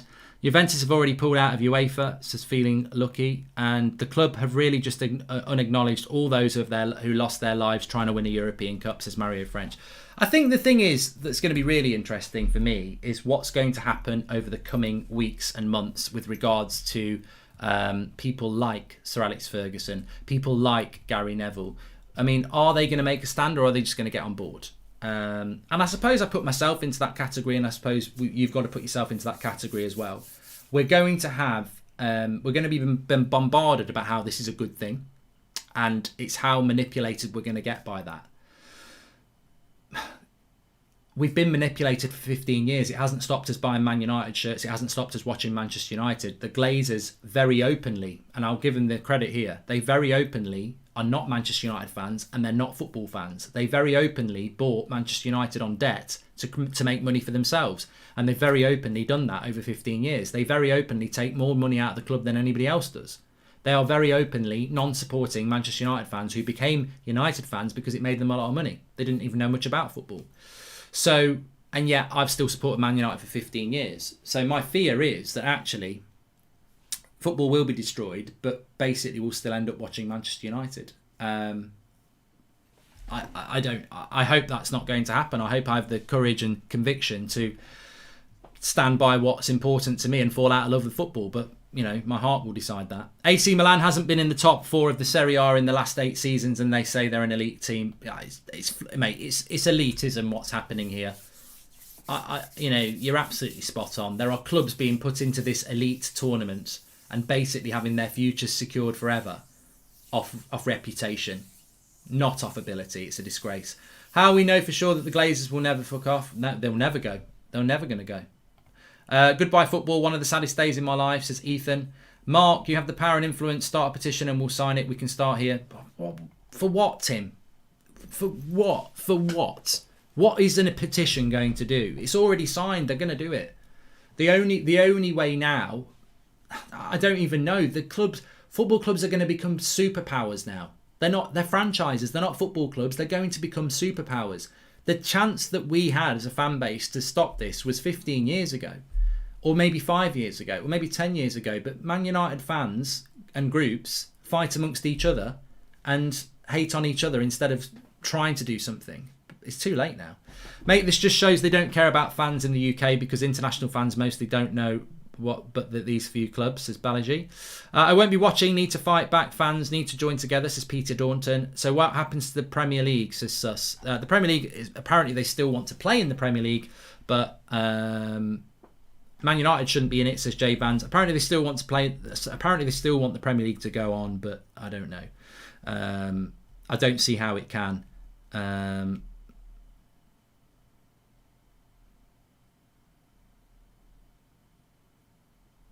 It's that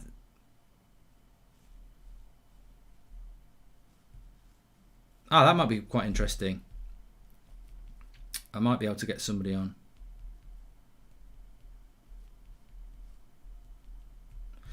Manchester United shouldn't be in this, Mark, says Jay Bands. I just want to whiz through some of these super chats that we've had because we've had so many people who want to say something. So let me just read through some of these. I mean, I grew up watching United. I've done that one. Why is that not refreshed? Wait a minute. Thanks everyone for watching, by the way. Please do subscribe, bottom right hand corner, if you are new. Why is that doing that? Don't mess about.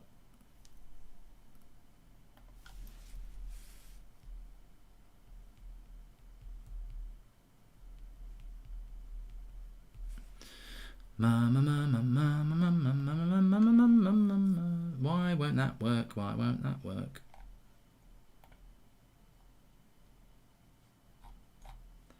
Right, if we start from about there. Okay, talking about greed, no one is talking about the PA, the Premier League, the FA, the UEFA being greedy with the TV rights. Only a matter of time when football finals will be pay-per-view. Zane, the Super League needs to be sponsored by Manscaped because it's a load of balls, says Paul Stanger. United won against Burnley home and away since 1975. Ollie needs to make subs early. Well, I don't know why we're talking about that. Bin the Super League, says Bill. I'm no to Super League. For years, the teams complained about match congestion, revenue sharing, financial fair play. This is the top six trying to be heard and force the leagues and cups to make changes. There's people talking about Scott McTominay being a bench player. I wouldn't worry about it, mate. I wouldn't worry about Scott McTominay being a bench player. We won't be talking about this stuff anymore because the team's going to change every single game. European Super League midweek, maybe Premier League at the weekend, but that will be for the reserves. Football's about to change completely and it makes me want to throw up. Today we did something okay, that's all right. I think actually I'm reading super chats from bloody Match Reactions. This is the one I want to read it from. I cannot see this happening. I don't see players standing by and not playing for their country. Huge war coming, hard times ahead. Let's pray, says the real G. Ollie said today that he found out about the Super League just before the game. They've not even consulted the managers or players on this state of it. No, I don't think that's true, Alfie. I don't think that's true. Stand together, enough is enough, regardless of what happens tonight. Stand up to the leeches. This is thought Tortoise clubs should be owned by the fans, says Dara. The Premier League should send Leicester, West Ham, Everton and Villa to represent England in the Champions League next season, says Liam O'Neill. I'm with you, Mark. It's a joke. Manchester United leave the Premier League. I will start supporting Salford City if I can help in any way. Just look up United Shamrocks on Instagram and Facebook, says United Shamrocks. Big up. The Super League is going to ruin football, says Chris Shields, not just in the UK, but all over Europe. It's a disgrace. Well, look, why? I don't know how. I mean, I think that's a great point. I don't know how fans of Juventus will feel, or fans of Real Madrid will feel, or fans of Barcelona will feel. Surely they must be pissed off as well. Yet again, made by the poor and stolen by the rich, says Niall Warnock. If this starts in August, isn't it only fair both us and Arsenal get kicked out of the Europa and make Roma versus Villarreal the final, says David Hunt. Imagine them renaming the Sir Alex stand with Joel Glazer stand, says Johnny Bologna. And all these fans wanting to travel all the way across Europe to watch their team week in, week out in time. We're all trying to do our best for the environment, says Stanhope. Well, I suppose there is an environmental issue as well. I mean, look, it doesn't make any sense. Time to support Forest, says Charlie Potts. Yeah, maybe I might become a genuine Forest supporter. But to be honest with you, I don't think it will be that simple. I don't think it will be that simple. I think you're either going to jump on board with this after time, or you're going to walk away from this, because and it's so difficult when football. I've been watching football since I was like small. I love the game. I love the game of football. This is the problem I have. And Sus says you can see the benefit of smaller clubs in the EPL doing better, but this is a disgrace. But I don't know how long people have been tuning in, but don't buy into this being positive for anybody other than the players who play in the Super League and the clubs who own the teams in the Super League. They're going to make billions. Everybody else is screwed. Now, people think, the Premier League will be fine because it will still have all the billions. Sky or BT or Amazon aren't going to pay millions to the European Super League and then pay millions to the Premier League. What will happen is what has happened to the Championship. The Premier League get the big deals and the Championship get the Poundland deals. And that's what will happen to the Premier League because all the big companies will want the European Super League and the lesser big companies will want the Premier League, which will mean lesser wages if you're in the Premier League. If you're playing for Villa or Leicester, you won't get paid what you get for Manchester United or Arsenal. So what you'll do is, if you become a good player for Leicester or Villa, you will go to Arsenal or Manchester United. And you'll also go for far cheaper fees because they won't be able to demand stupid money because that player will be like, look, like take Jack Grealish, right? Jack Grealish at the moment is an Aston Villa fan. He loves Aston Villa. They've had a good season. And when Man United come knocking and Villa say we want 80 million because Villa are earning close to what Man United are earning, Man United go, fucking hell, we can't afford him. And Grealish is like, well, I respect Villa. I'm playing Premier League football. I'd like to come to you, but I don't need to come to you. Change that situation to the new world. Manchester United want Jack Grealish because he's doing well for Aston Villa in the Premier League or whatever it's called now. And Man United want him to play for them in the Super League. They think he's good enough. Man United speak to Jack Grealish and say, do you want to come to Manchester United? I really want to play in the Super League. It looks amazing and I want to play in it. Villa, I want to go and play in it. Villa say we want 80 million. Man United go, dream on. You look at what you're earning compared to us. You can have 40 million. Jack Grealish is like, I want to go. Villa selling for 40 million. It's a different world. And this will be a big attraction to people like Real Madrid and Manchester United, because what we're basically doing is, remember on a show a couple of weeks ago I said that football's changed. You can't just say you want Fofana and Leicester go, oh, Manchester United, you can have Fofana for 5 million. Nowadays, those clubs are as well run as us, if not better. So they go, we want 80 million for him. And then we have to pay 80 million. We can't afford it. 20 years ago, we could go to Leicester if they had Fofana and say, we want him for a reasonable price and bully them. We can't do that anymore because football's become equal. We're now going to take it back to the days where you can bully them again, because we're big old Man United and you're little old Leicester, and we've got way more money than you because we're in a league you can't be in. So you give us your player for a reasonable price, or you're going to be in trouble. It's elitism. It's absolutely flawed on every level. Also, the problem with the Premier League is that Manchester United's going to have a squad of about 30 players. Real Madrid's going to have a squad of about 30 players because they're going to be playing from August till May 3 times a week. We will see football change anyway, massively from what we've heard tonight. But also, if you are Man United and you're playing Barcelona on Wednesday and you are allowed in the Premier League on the Sunday, and then you're playing Real Madrid the following Wednesday, that's 3 games in a week. We're not going to see McFred and Magaluf play 3 games in a week for 8 months. We're going to see maybe McFred playing against Leicester at the weekend in the Premier League, but in the Super League we'll be using Verratti and Bruno in the midfield, or Pogba, because we're going to become a franchise. Football's going to change. You're not gonna be able to say, I hope Bruno scores today, because you won't know whether he's playing in that game, because the Premier League will become less important. So we'll use fringe players for that. To be fair, you can see the benefit. Real Madrid chairman also being chairman of the league. What happens if one of their players do something that warrants a ban? Will they get away with it? Says Brad Morgan. What if? Well, let's take it away from a ban. What if Real Madrid do something that's deemed to be unfair? What if they tap up a player? What if they, do something that's corrupt? Joel Glazer knocks on the president's door. I really think you should be kicked out for that or fined. You should get a points deduction, really. Piss off. I'm busy. It's another area of corruption in many ways. Well, it's not corruption, but it's another area of favoritism and dictatorship, because the whole point of independent bodies across the world, most areas, whether it's medical, financial, they have independent bodies to keep an eye on what they're doing. When I worked in banking, there was independent bodies monitoring what you're doing. Policing has independent bodies. For football to create a Super League and then govern it himself is beyond arrogant. It's immoral.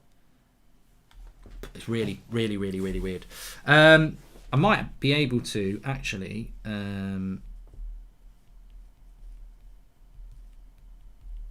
going to get a Liverpool fan on. I'm going to get Craig on from Anfield Agenda, because I just want to know what he feels as a Liverpool fan. I think it'll be very interesting for us to do that. Champions League and Europa League cancelled temporarily, says Jonathan White. And all Champions League and Europa League games cancelled for the time being, according to BBC.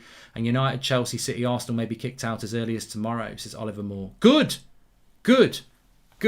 I hope Europa do kick us out.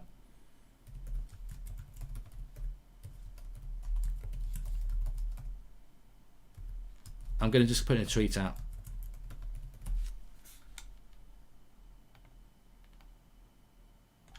How embarrassing that would be.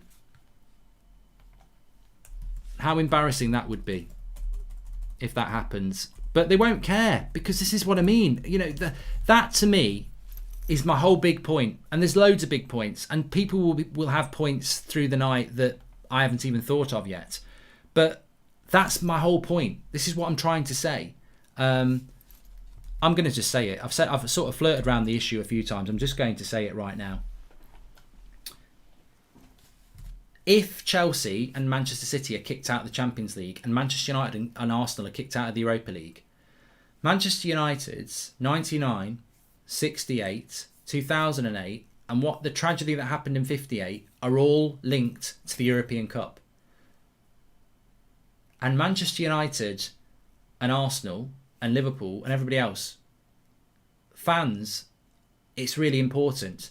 Owners right now, do what you like. We're going into the Super League. This is what I'm talking about. Our history is it's really sad. Our history and what we are has just been thrown in the bin. The 99 treble, throw it in the bin. Doesn't matter, because we're going to make a lot of money running a league ourselves. I can't believe the level of of the lack of morality, the greed. It's disgusting. It's absolutely disgusting. And I hope that UEFA do kick out the English clubs from the European tournaments and anybody else that's going to go into this league. I hope they do. Because you may lose the war, but at least you win that battle. At least it's a parting shot. Because they've caused this. They've done this. And, you know, Arsenal's... I just can't believe... I mean, I'm reading the comments as they whiz through, and it's like, I cannot believe it. This is awful. It just gives the big clubs more power. It kills football, Jack. Feel sorry for Ollie and the players. Actually made progression this season, all of it in vain. These clubs are trying to create a monopoly, no different to the railway in the US in the 1800s. Well, Jared, you're absolutely spot on. I can't believe what we're witnessing. Apparently, all founders given $3.5 billion payment for joining. There's nothing we can do to combat that. It's a joke, says Aram. Been celebrating Rangers' Old Firm win today for this to come out. They will never have the passion and love for the game like what we have up here, says KVD. Well, I feel really bad for Rangers and Celtic because they're bigger clubs than Arsenal and they're bigger clubs than Man City, and they're not even invited. So it's a contradiction. The reality is, it's a contradiction. Like, and I tell you what I feel so bad about. I started a European Super League on my FIFA career mode tomorrow. I don't even want to, on Friday, episode 1, I was enjoying it. I can't touch it again. I can't go near it. How can I go near it? How can I do that now? I'm pinching myself. Surely it's all a joke. How do you feel, Mark? Says Matthew Larney. I feel sick, mate. I feel absolutely sick because football's been a huge part of my life. I've missed weddings. I've missed christenings. I've missed work. I've missed dates. I've rearranged things I never should have rearranged because of my love for football. I feel cheated. I just feel cheated. Hi Mark, to be honest, this was going to happen and I thought it was just a small matter of time when Wenger predicted it. Says Dominic. Manchester United FC died tonight, says David Waters. I don't think that's moral. I don't think you're wrong. Mark, what can we do? Can we do anything to save our game, says Funky, and this will mean that no players would want to come to United. Who wants to play for a team in the Super League, says Jerome T. Green. Well, mate, what are you on about? Everybody will want to come and play for a team in the Super League. That's the problem. I'm buying can't read that, Zane. Just feeling genuinely sick right now. Don't even know what to think about our club anymore, says Ramsey. Best hope is government getting involved. Leaders from all countries have spoken out vehemently against it, says Chivs. Well, look, whatever you think about governments, it is absolutely spot on that they get involved because beyond football, it's immoral. It's wide open for corruption. There's no equality in it. There's there's no independent body involved. It's a disgrace. Actually, it's depressing to think we may never lift the Premier League trophy again. All the memories, says Aram. King says top 4 will be Everton, Leicester, West Ham and Leeds. Mark, should the top 6 clubs be deducted points like Gary said? Yes, King. Are Everton the biggest club in England now, says E.E. And this is a disgrace. I'm going to go and start watching golf instead, says Nathan. This is disgusting, and now all the smaller clubs might not be able to afford to pay the staff's wages and might lose their jobs because of this, says Nathan Allen. And if Ollie had a shred of dignity, he would resign immediately. How can he be involved in this after being part of the treble-winning team, says Michael. There'll be a lot of pressure. There'll be a lot of pressure on a lot of people to walk away from it. I don't think Ollie will. I'd love it if he did, but I don't think he will. Hello? It works. I'm going to send you the link via email so you can copy it and I'll put the code on so you just need to copy it, okay? Yeah, no worries. All right. Cheers, mate. Top. Had my season 6 years, can't bring myself to renew. Parasites to the club, Busby babes, so Matt would be turning in their graves, says Samuel Owen. And only government can stop this now. Football is more than a game. It's an integral part of our culture. Everyone writes your MP, says Greasy. Look, I hope things can be done. But, as I said when I reacted to this on That's Football before, I hope things can be done. I really hope things that can be done. But let's not forget, this is not just a let's try it.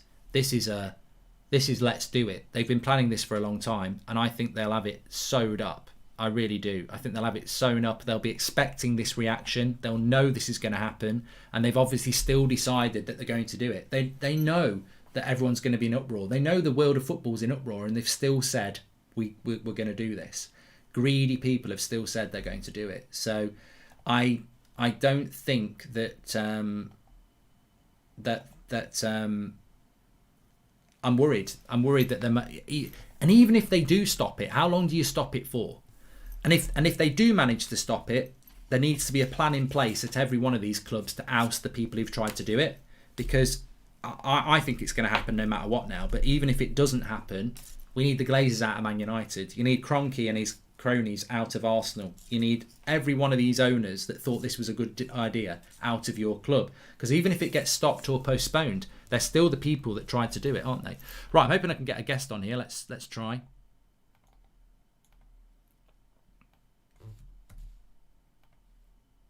Oh no.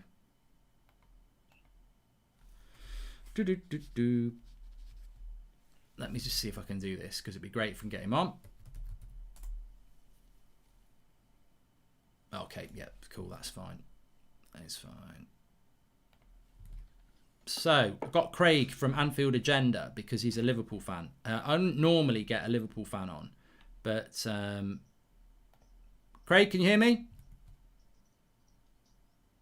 Craig, can you hear me? I can indeed, Mark. How are you? I'm good, thanks. Just making sure everyone else can hear you as well. Okay, we're up and running. So Craig is off the Anfield Agenda, if you don't know who he is. Craig, I've spent a lot of time talking about Manchester United, and I thought it would be very interesting to get a Liverpool fan's opinion on this. I didn't watch your video earlier. I know that you were talking a lot about it. I'm hoping, well, what is your thoughts about what's happened today as a Liverpool fan? As a Liverpool fan, Mark, this spits in the face of everybody that came before us, everybody that laid the foundations of the football club, the socialist background that Liverpool comes from, and United with a similar background.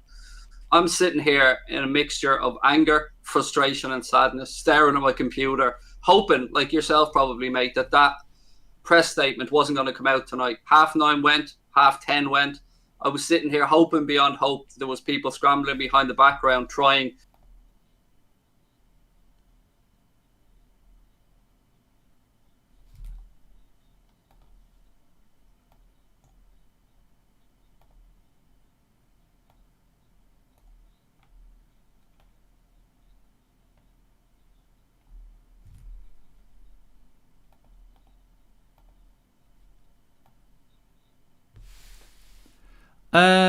Wait a minute, I've just I don't know whether we can even see you at the moment. Let me just get you back in, because the link I've been sent is shite. 1 minute.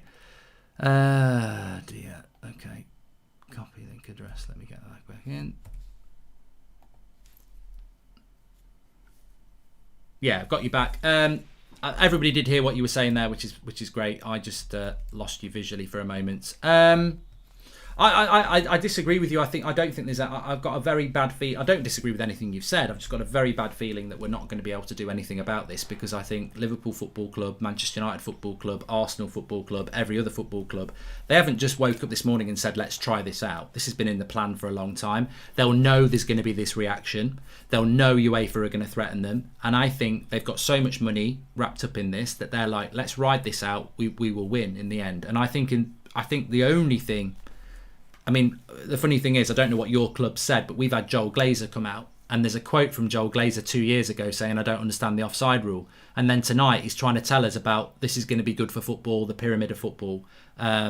So it's going to be very interesting to see how it pans out. But my fear is, I don't know about you, but my fear is that we're just, what's your feeling about football, Craig, and Liverpool? Do you want Klopp to walk? Are you going to continue supporting Liverpool? Is football done for you? I mean, are you realistic that you're just going to have to get used to it? You know what, Mark? I'm still processing a lot of those things, and we spoke about our manager. He came out in 2019 with a statement that said he doesn't want any involvement in a Super League. He doesn't want that special feeling of playing a Real Madrid or playing a Barcelona every few years diluted into something that is the norm. The beauty of the competition is that we as fans earn the right to be there with our clubs. We get these special nights. We play clubs different parts of Europe. Sometimes you're in Eastern Europe, sometimes you're in France, Spain. But the beauty of it is that you've earned the right to be there.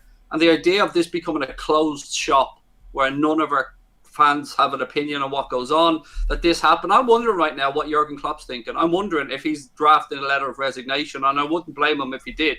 I wonder what the players feel, Mark. I wonder what the representatives of the Egyptian FA are thinking for Mohamed Salah, or the Senegalese with Sadio Mane. I wonder what Fernandes is thinking. All I can see in the future is litigation and lawsuits and headaches and our football clubs being kicked out of the Premier League. And we've heard that they say they want this competition to start from next season. And that statement that was put out tonight from the founding clubs seems to suggest that they believe they can go in tandem and work hand in hand with the Premier League or La Liga or Serie A. It's just not going to happen. And what really disappoints me is I can understand it from some way from the point of view of Florentino Perez and the Spanish clubs, because they're in dire straits financially. But the Premier League was a league that has probably the most watched, the most well-funded league in the world. And to hide behind COVID and the pandemic as an excuse for pushing this agenda is nothing short of disgusting, mate. Yeah, I mean, I spoke about this a few minutes ago. My concern is with the players is that what is the reason that they wouldn't sign up for this? I don't think many players are actually in touch with the fans. I think the big victims in this is the fans. And I think with players, look, Mo Salah agent says, look, why aren't you going to go in the Super League? Where are you going to go? All the big clubs that can afford your wages are in the Super League.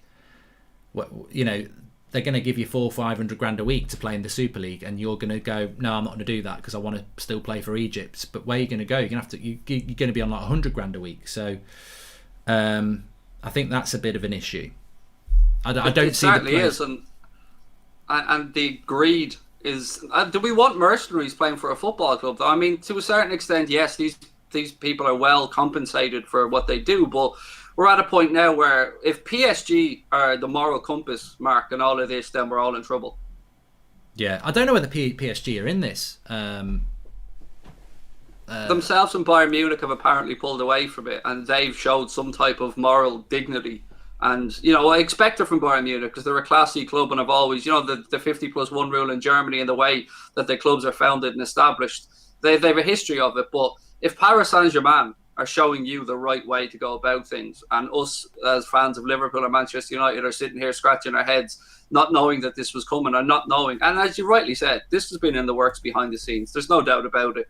They thought that they had a draft agreement with the clubs that was supposed to be announced tomorrow for the revamp of the Champions League and expanding it to 10 game seats per club. And now we have this backstabbing from UEFA and from Florentino Perez and with our owners and with your own owners to go behind the scenes and just basically pull the wool over all our eyes and try and Americanize a European competition with no relegation and playoff systems like the NBA, even calling it the NBA model. It's heartbreaking. It is, and I think that I do. I mean, there's talk that Bayern are gonna come into it, and I don't know how Bayern do come into it because their fans would have to be for it. But I mean, I can almost see why Bayern fans would be for it because their league is dead. They win it every year, so why would they not want that to happen? I suppose. But PSG doesn't make any sense. Look, you know, if they don't, anybody who says no to this will have my backing. I will say fair play. I mean, Romano's just tweeted, he said there's nothing stated, official or confirmed yet about next Champions League and Europa League matches, temporarily suspended, no press release, nothing decided yet. UEFA meeting in the next hours will clarify this point. I mean, look, I've already said, I mean, fortunately, and I think we all need a bit of a banter.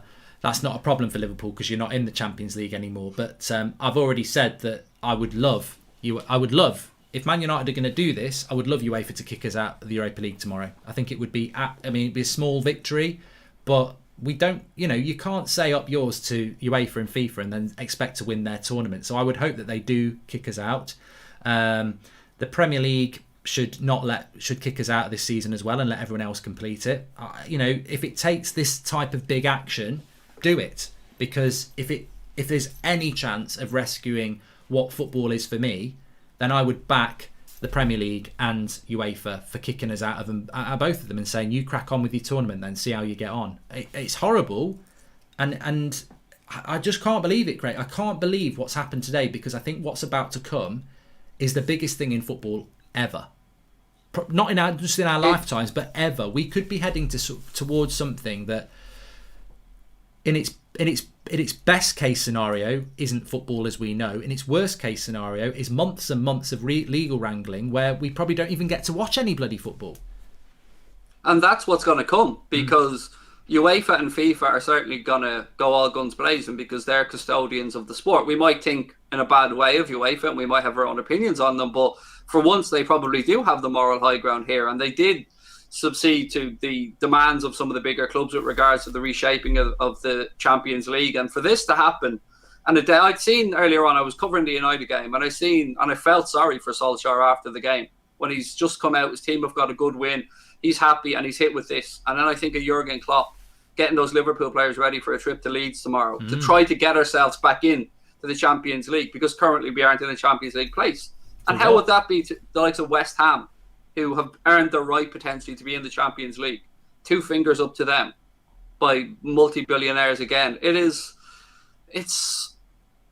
almost sad, Mark, that we didn't see it coming. Well, isn't it meant to start in 20? Is it starting this August as well? Is that what? Am I right in thinking that it's? I mean, somebody in the life. That's what I took from the press statement. Yeah, that it's so to go ahead midweek. So why bother beating Leeds? Why try and get top four? You know, why we bothered about second place? I mean, surely the European Cup is over anyway. There is no European Cup anymore. There can't be. You can't play in a Super League for 20 games and then the Premier League for 38 and then play another 18 games in the Champions League. It's dead. It's over. That's the worrying thing, mate. Where are we right now? I mean, every journalist worth their salt is covering this at the minute. Myself and yourself are frantically searching through emails and messages from people and looking at updates. And every single football fan, I'm sure you had the same in your stream tonight. Doesn't matter where in the world you're from, what club you support. This is one of the few things that we all have come together on. And no, I've yet to see many people in support of this. None that I'm aware of, that are like from the fan base, that are actually in support of this. And it seems to me, mate, that they're aiming to globalise the sport even further. And what will happen now is we'll see kick-off times change, and of course to suit separate markets and stuff as well. Well, games will be played, and they won't be played at Old Trafford and Anfield. They'll be played in Singapore and Sydney and Delhi and Los Angeles. That'll be the next thing, because I've said this, and it's the same with Manchester, with Liverpool. You know, we've got the Red Army, we've got fans who follow them all around England. They ain't going to be able to follow them all around Europe. They definitely won't be able to follow them all around the world, because people have got jobs. So you get a very transient, you get a very, I hate the term, but you get, what do they call them? Day trip. What do they call fans? Tourist fans. Fair weather. You get a lot of tourist fans. Yeah, day trippers, yes. Yeah, which I don't like, because fans of Liverpool, fans of United come from all over the world. But what I mean is your game-to-game fan base will not be the same fans. There won't be a core of the fans at every single game, because they won't be able to do that. But the clubs will love this, because it's more fans, it's more shirts. If Manchester United could have 75,000 people at Old Trafford every home game, but it was a different 75,000 every time, the Glazers would love it, because that's more fans and it's more merchandise, it's more shirts, and that's what this is all about. I think there's a real. And we should have again. The hint was there when the Spanish Cup or the Super Cup was taken to Dubai or wherever it was, and they wanted to move it to America, and they wanted La Liga to play games abroad, and we've seen the NFL try and move into the European market. And a couple of weeks ago we heard that Liverpool's owners had taken on or sold off a 10% stake. And we were thinking, are we going to get Mbappe? What's the plan here? Are we going to get sister clubs? Are they going to look to buy another franchise in America? Or what are we going to do? And now we see the pathway. We see what's happening. They are just mugging off 125 plus years of our football club. And your football club, founded by railway workers, I believe, if my memory is correct. And it's long gone, the days of the working class game, Mark. It's a middle class sport at this point as it is. And I just don't know how we can rescue it. This is it. This is the nail in the coffin. As you asked me right at the very start, will I continue supporting Liverpool Football Club or not? I don't recognise this That's the football problem. club. That's the problem, isn't it? Whatever we do, whatever we decide to do, and it's a personal choice. And I've already said tonight, I hope. I mean, I'm wearing a United tracksuit top. But I hope I'll fall out of love for football and I'll walk away. I hope that's going to happen. I don't know whether it's going to happen because it's been my life. It's been my life. As I said, I've missed weddings because of football. To walk away from it, I never thought I could fall out of love with it, but I've never been as low as I feel now. And I don't know whether I can love something that's fake. I don't know. I don't think I can. I'm a very pure person, and I love Manchester United because I know what it is. I know what it stands for. I know what I was taught about it. I know what I've witnessed. And I love it unconditionally. I don't recognise it. It's not Manchester United if it does what it's going to do. And therefore, I won't love it as much. And therefore, I hope I'm going to walk away from it. But I feel devastated by it. And I think everybody does. And one of the big things as well is the immoral. It's immoral. I feel really guilty and embarrassed as a Manchester United fan because I feel really bad for the clubs that aren't involved in it, that have been hung out to dry. And I feel that to have a league where there is no independent body, it's basically Real Madrid is the president, we're a chairman, you're a chairman. How can you have and 15 teams always stay in it? And I'm like, this is and the format of it, Craig, the format of it, 10 teams playing most of the season, but then if you finish first, you don't win anything because you go into a playoff system like they have in America. I'm like, I don't even recognise that. I don't. Even if I liked the Super League, I can't stand the format either. The whole thing, there's nothing positive. Normally with something you don't like, you might find it's like when I was a kid and I used to get brought a roast dinner out. I'd like the roast potatoes and the meat, and I couldn't stand the vegetables. And as I got older, I started to like the vegetables, but there was something on the plate I liked. There's nothing on the menu here. No, I look it's at not and go, palatable. ooh, that's all right. Yeah, we look at, the television companies who we very rarely have any sympathy for, but you've had Sky and you've had BT, and they'd be the ones that have propped up and promoted the Premier League and made it the financial behemoth that it is. And now we hear DAZN are sitting there waiting with a $3.5 billion investment to put in for the funds of this. And we're hearing each founder club is going to get €3.5 billion as well. Where's that money going? Who's it going to? What's it going for? Is it for the betterment of our clubs? As you said, I can absolutely see what you said at the start. Liverpool playing games in Malaysia, Hong Kong, America, Canada, wherever it might be. So will there be a need for an Anfield? They might as well take down the gates. It's the souls of our club are being destroyed and ripped out from under us for greed, for billionaires who aren't happy with the billions that they have. Look at the owners that bought our football club. They bought it for about £260 million. They've turned it into a valuable asset that's worth over $2 billion. And fair play to them. But this is the last straw. This is the part where they have spat in the face of our managers, of Sir Alex Ferguson, of Bill Shankly, of Paisley, of every single great Arsene Wenger that have come before and added to the Premier League. Brought new culture to it, professionalism to it, brought new fans from around the world to it. We've all had situations where we've had arguments with locals, the local versus the day trippers debate. Well, this is just messed over everybody, mate. This just, I can't figure out who the betterment this is for other than those in control of the finances. It is an absolute shambles. And where are they going to get so much? Where are they going to get the referees for these competitions? Where are they going to get? Who's going to sponsor the competitions? Will players want to go and play in the World Cup? What happens this summer for the Euros? Well, if Real Madrid has got the chairman and if Man United's got a chairman and Real Madrid's got the president and a referee does a bad decision, does it get overturned on the Monday because Real Madrid had a dodgy penalty given against them? I mean, this is the whole point. Independent bodies are there to look after the referees and things like that. The whole system's flawed. I mean, please subscribe, by the way, if you're new, because or if you haven't subscribed, because I've just seen we're very close to 20,000. But that's what I was saying as well. It's like I didn't grow up in the 1800s. I grew up in the late 80s and the early 90s, and I saw a lot of inequality. And the last sort of 20 years of my life, I've seen a lot of things change. For the better, because things have become more diverse, things have become more equal. I've been for jobs in the past that I was talking about an hour ago, where I've been for a job and they put the job out, and then you find out you spend 2-3 weeks preparing for a job. It's an important job. You find out 2 or 3 weeks later you didn't get it because it was already going to somebody else anyway. They just had to put the post out. But this to me is like on so many different levels, there's so many issues with this Super League, but also it's immoral, because it's basically, you're a big club, you can come in. Oh, Leicester, you're better than Arsenal and United, and you've won a title in the last 5 years, but you're not coming in. And Everton, you're a big club, and you're a much bigger club than Man City over the last 30 years, but you're not big at the moment. You're not as big at the moment, so you're not coming in. And you're never coming in because these 15 clubs are never getting kicked out. It's elitism. It's wrong. It is wrong. And they talk about 5 clubs to be put in through each season. Well, where are they coming from? Have we any idea where these 5 clubs come from? What the qualifying status is? It's ridiculous. It's like it's a half-arsed, half-baked, thought-out idea. That even with their own press release, we're still struggling, scratching our heads, not sure what's going on, when it's starting, how it affects the players who play international football. What will it do to the transfer window? Are they going to be 2 separate transfer windows now? Are they going to be 2 tiered windows? I mean, it's. Are we going to start having drafts? Is that what's going to be next, Mark? Are we going to have drafts?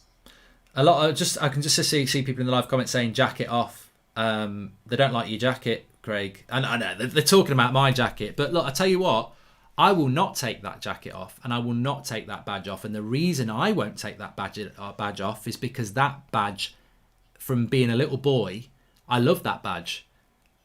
I won't take that badge off because that badge is what I will remember Manchester United of. What they're going to do, they'll probably change the badge. This will probably become the thing that I remember Manchester United about. So I'm not going to take the jacket off because that badge means everything to me. Do you know what made me fall in love with Liverpool? Go on. I've explained this before. We were, it was the game we lost 2-0 to Arsenal when Arsenal came to Anfield and won the First Division title. I was mesmerised by the cops standing up and applauding those Arsenal players off the pitch. They'd just come, nicked the league title from under our noses. But those people inside that stadium had the dignity and the class to stand up and show sportsmanship and clap that Arsenal championship winning team off the pitch. And I fell in love that night. I fell in love with the club. I fell in love with it because of the Irish immigration into the city as well. For so many reasons, socialism reasons. And that all feels like a con now. And but it's not. It's not. Because I've already had this chat about why I support Man United. And it's not a con. Because that's what Liverpool is. And that's what that badge is. And what's happened today has killed that. And we'll always have what the club's all about. But we should never feel guilty about the clubs and why we support them and the reasons we support them. And that's why we should feel angry and disappointed and upset and disgusted tonight, because they've basically thrown it in the bin. And I want to talk about the European Cup, but there's a great super chat here from Jared Wilson, which I hadn't considered. So it's a bit of a new point. He said, it's not a coincidence that they're doing this while fans aren't in the stadiums. It's easier for them to get away with it while this is going on. That is absolutely spot on. Hopefully, they're rushing this through because they know when the fans go back in the ground, it will be very difficult to get it off the ground. They need to get it off the ground while there's not fans in the ground. And maybe they've rushed it, and maybe that leaves a loophole for things to happen. Because you're right. I think COVID has actually, and COVID was even mentioned in the official statement from Manchester United. And I think COVID's a big reason why they're pushing it through. So not only has COVID fucked the world and people have lost lives, it's also a factor in why they're getting away with doing this. But I did speak, Craig, about the European Cup. The European Cup's going to die. I said probably a couple of hours ago now. The sad thing is, if I ever have grandkids and we talk about football and I mention the European Cup in 99, which I lived, or I even mentioned 68 and 58, which my granddad lived, and obviously 58, we didn't win the European Cup. We lost the team, the Busby Babes, because they were coming back from a European Cup game. The European Cup is very important to Manchester United. To know that it's going to die because of this greed league is very, very sad. And it saddens me that in 50 years' time, when people talk about the European Cup, they won't care about it because it won't be something that happens. It'll be like talking about the Intertoto Cup or something like that. It doesn't exist. Do you know what else I don't think has been brought? Maybe it has on your channel, but I certainly don't remember it coming up on ours. What about the loans that were given to bail out Spurs and another one of the Premier League clubs? I think was it Spurs and Arsenal who took government loans during this as well as a bailout to protect them from becoming insolvent. What happens there? Yeah. You know, it's just the two-faced nature of it. And like yourself, I grew up, but some of the greatest moments of my life have been around Liverpool Football Club. When I started streaming that 4-0 comeback against Barcelona, I'll never experience emotion like that. The miracle of Istanbul, as you said for yourself, 99. It's how can we tell our kids about this? I still watch Istanbul now and sit there with my daughter and wonder why she isn't crying, because she's not as into football as I am. But that's gone. As you've rightly said, Mark, it's gone now, and it's been taken away from underneath our noses. And it is two fingers to us. It's two fingers to the community, because you're right. They probably know they have the ace up their sleeve, because they know that football is probably the one business you can buy into that you can treat fans like dirt and they'll keep coming back for more. Well, I mentioned that before. I don't know whether you're aware about that. I had quite a lot of people messaging me earlier, and I really appreciate that we've probably got quite a few people tuning in who are not United fans, and I love that, because, and I know you had it on your stream, because actually it impacts on everyone. It's very rare that as a United fan channel we're talking about something that impacts with everybody, and it's very rare as a United fan that we're sat here as United fans saying we're disgusted.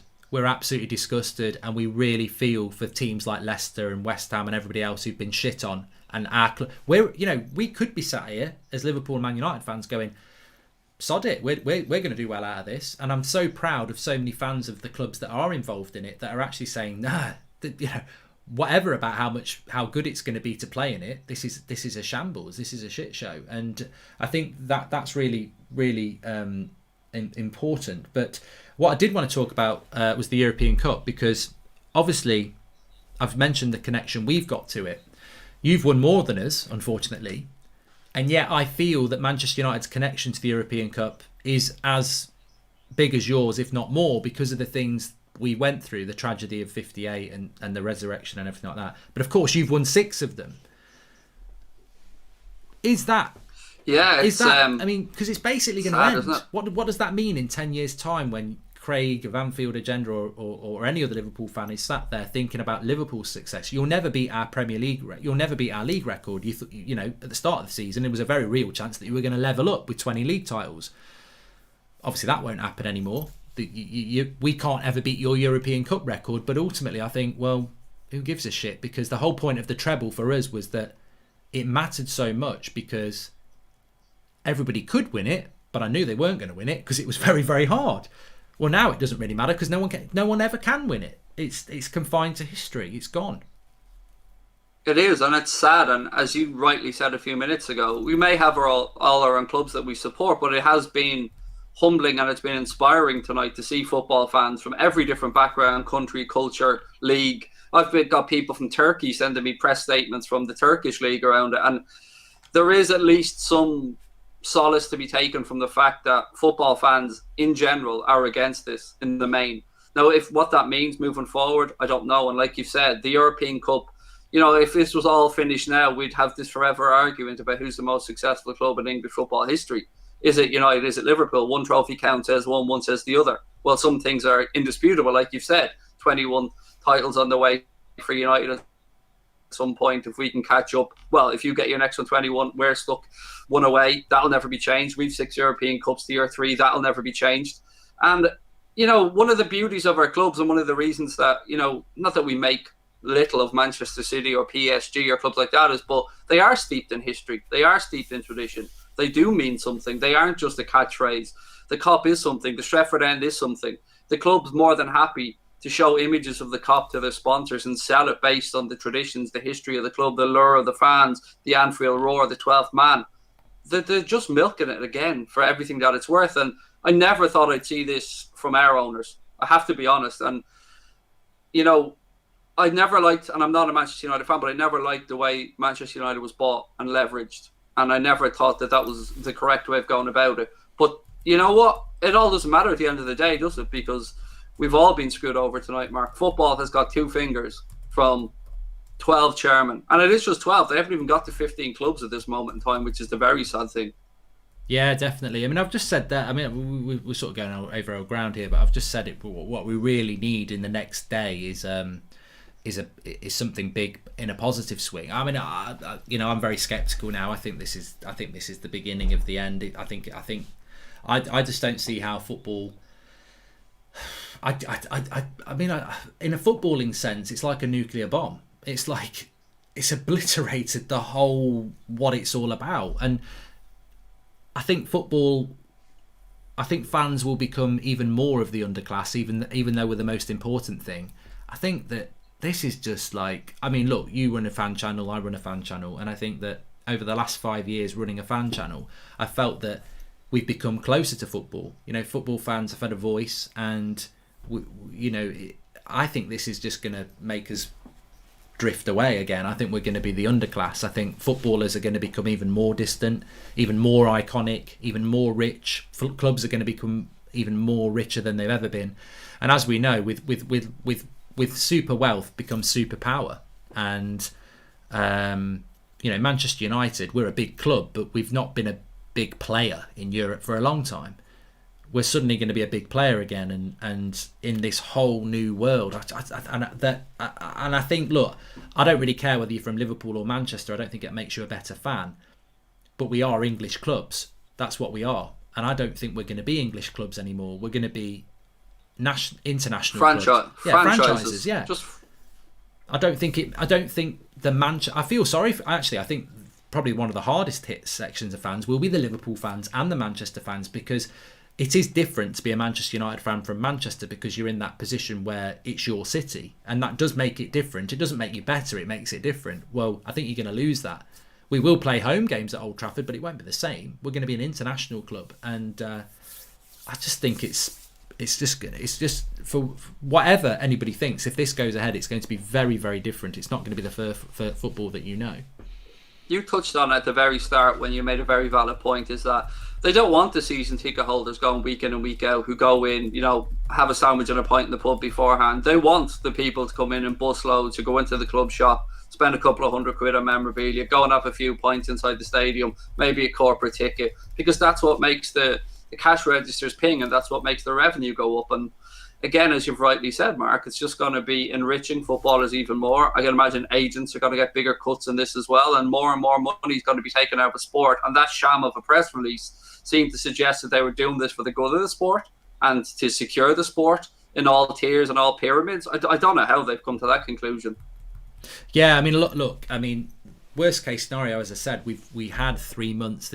Funnily enough, it was roughly this time last year. Well, it was this time last year where we had COVID and we had no football for 3 months. I mean, I just wonder what we might be heading into now, because if this goes legal, they're not going to say let's carry on with the Premier League, let's carry on with the with anything else. It will be dead. And then you think about transfers, and it's like I don't see that happening much either.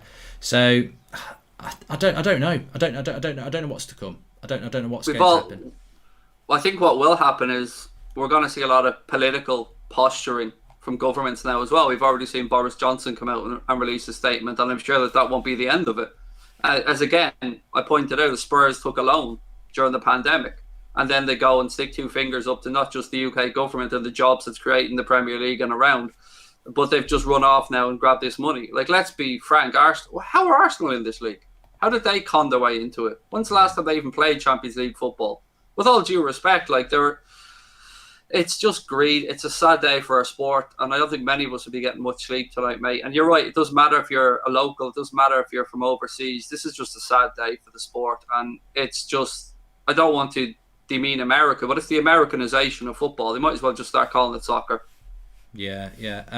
Also, I mean, I think just very, very quickly, because we do a morning show at 10 a.m, which is normally the Man United transfer news show. I'm sure the 10 o'clock show tomorrow is going to be a very different type of show, but I think transfers is going to be very, very different now. I mean, we've been linked quite a lot with Haaland,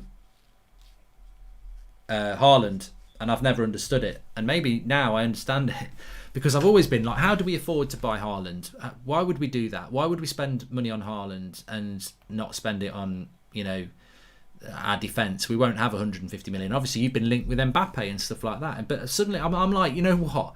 Shove Haaland up your arse. It doesn't mean anything if it's not Haaland coming into the Premier League to help us win the Champions League. And yeah, you wonder if that'll be the sweetener that they're going to try and play us off with. Many of our fans will fall for that, unfortunately.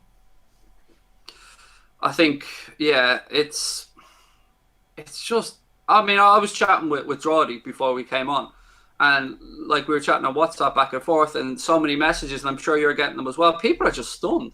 They never thought that this would happen and unfold so quickly, and hidden behind the global pandemic as well, which is just, I think, at a time when the world has come together, shown unity, created vaccines at a record pace. Football fans have come together and shown the greatest of humanity with the food banks and all the great work that they've done.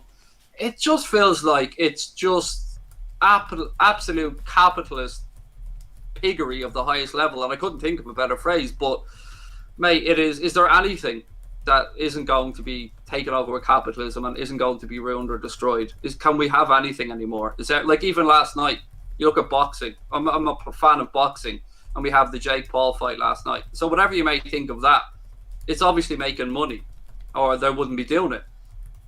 It's just there's nothing sacred anymore. I mean, is anybody got any morals? Is anybody going to stand up and actually fight for the sport here? And I hope that I wouldn't be surprised at all to wake up tomorrow morning and hear that Jurgen Klopp's jacked it in.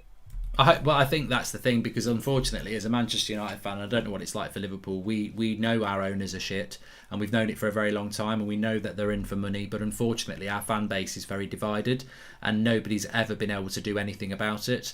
And therefore, as much as I know football fans are the lifeblood of football, and as much as I know that the reason they're doing this is to get us to pay subscription fees for whatever TV company's going to screen it, and the sponsors will want our eyes, they manipulate the fans. The only way my only hope with this is government, is UEFA, FIFA, Premier League, big players like Gary Neville, hopefully Jamie Carragher for you, and just widespread condemnation and calling out of what is actually happening, which is greed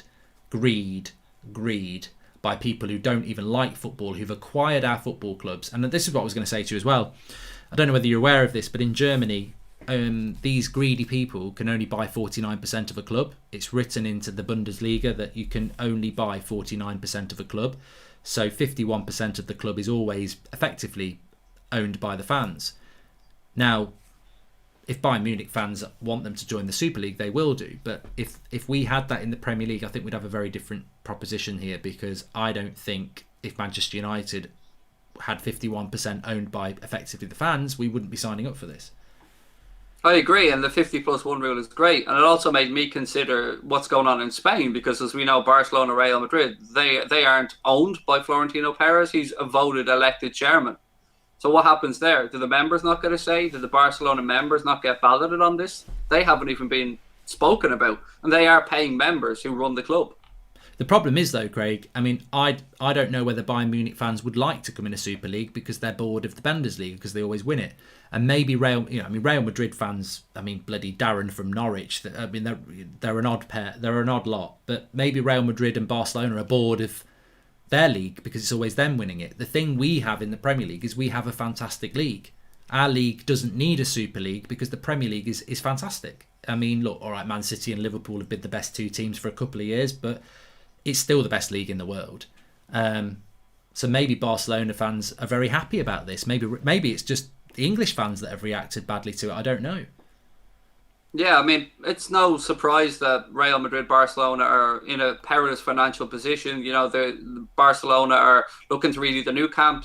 The Bernabeu's in the middle of being done. We've heard about Barcelona being in £1 billion worth of debt. So we can see where Florentino Perez and Barcelona's viewpoint is on this, and maybe it's going to rescue their clubs. But for us, as you've said, strongest league in the world, best backed financial league in the world, probably most stable clubs in the world, well-run league. And we've just seen the death of FFP, and our owners came in on the belief that FFP was going to be at the forefront of them running the football club. And again, that's hypocrisy of the highest order. They've come in now and just spat in the face of that as well. I'm just reading some quotes. Florentino Perez: "We will help football at every level and take it to its rightful place in the world. Football is the only global sport, and our responsibility as big clubs is to respond to their desires." UEFA are furious with Real Madrid more than anybody else. The clubs in the Super League will split $3.5 billion for infrastructure investment plans. English, Spanish and English federations are seriously considering to cancel the leagues for the season or not award the trophy if the teams involved in the Super League win. And it also says 3 more teams will be promoted in La Liga and Serie A next season, and 6 more teams will be promoted into the Premier League. I don't know why we would do that. To replace teams that are going. I don't know. What baffles me is Manchester City have wanted the Champions League since the day they brought Pep Guardiola, since the day they were taken over. It's the one competition they wanted because they wanted to be recognised at the top table. They wanted that history. They wanted that prestigious title. And now the irony of it is that they could just about be expelled from the tournament, that they could be on the fringe of winning. Mate, this is what it's all about. It's all about morals, isn't it? Because at the end of the day, the money talks. We need to be in the big money league now. You know, screw European Cup, screw the Premier League. None of it matters because we're all about to make a load new money on a shit tournament. And it is a shit tournament. I don't care. You know, there's so many strands to this, but on its most basic tournament level, it's the shittest format for a tournament I've ever seen. How you can have 2 teams of 10 with 15 teams that will be in it every year and win that league of 10, but then go into a quarter final to play through to a final. It's so... I mean, Americans will probably be used to that because I know you have that sort of format, but that's bullshit to me. That's playing a league and then a cup. I'd rather have a league and a cup. That's what I'm used to. So...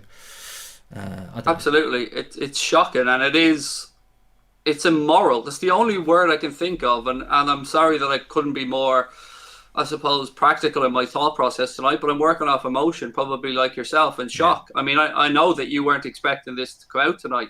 You thought, probably like myself, that yeah, this is a bit of a hoax, maybe it's blown out of proportion, we'll wake up tomorrow and see what happens, and then boom, it gets dropped. And I'm sure I remember messaging you earlier on today, and you said to me, I'm finishing up for the day, mate. I'm going to enjoy my evening, and there you go. Here we are now, sitting at 1 o'clock in the morning, shell shocked, thinking, do we have football clubs anymore?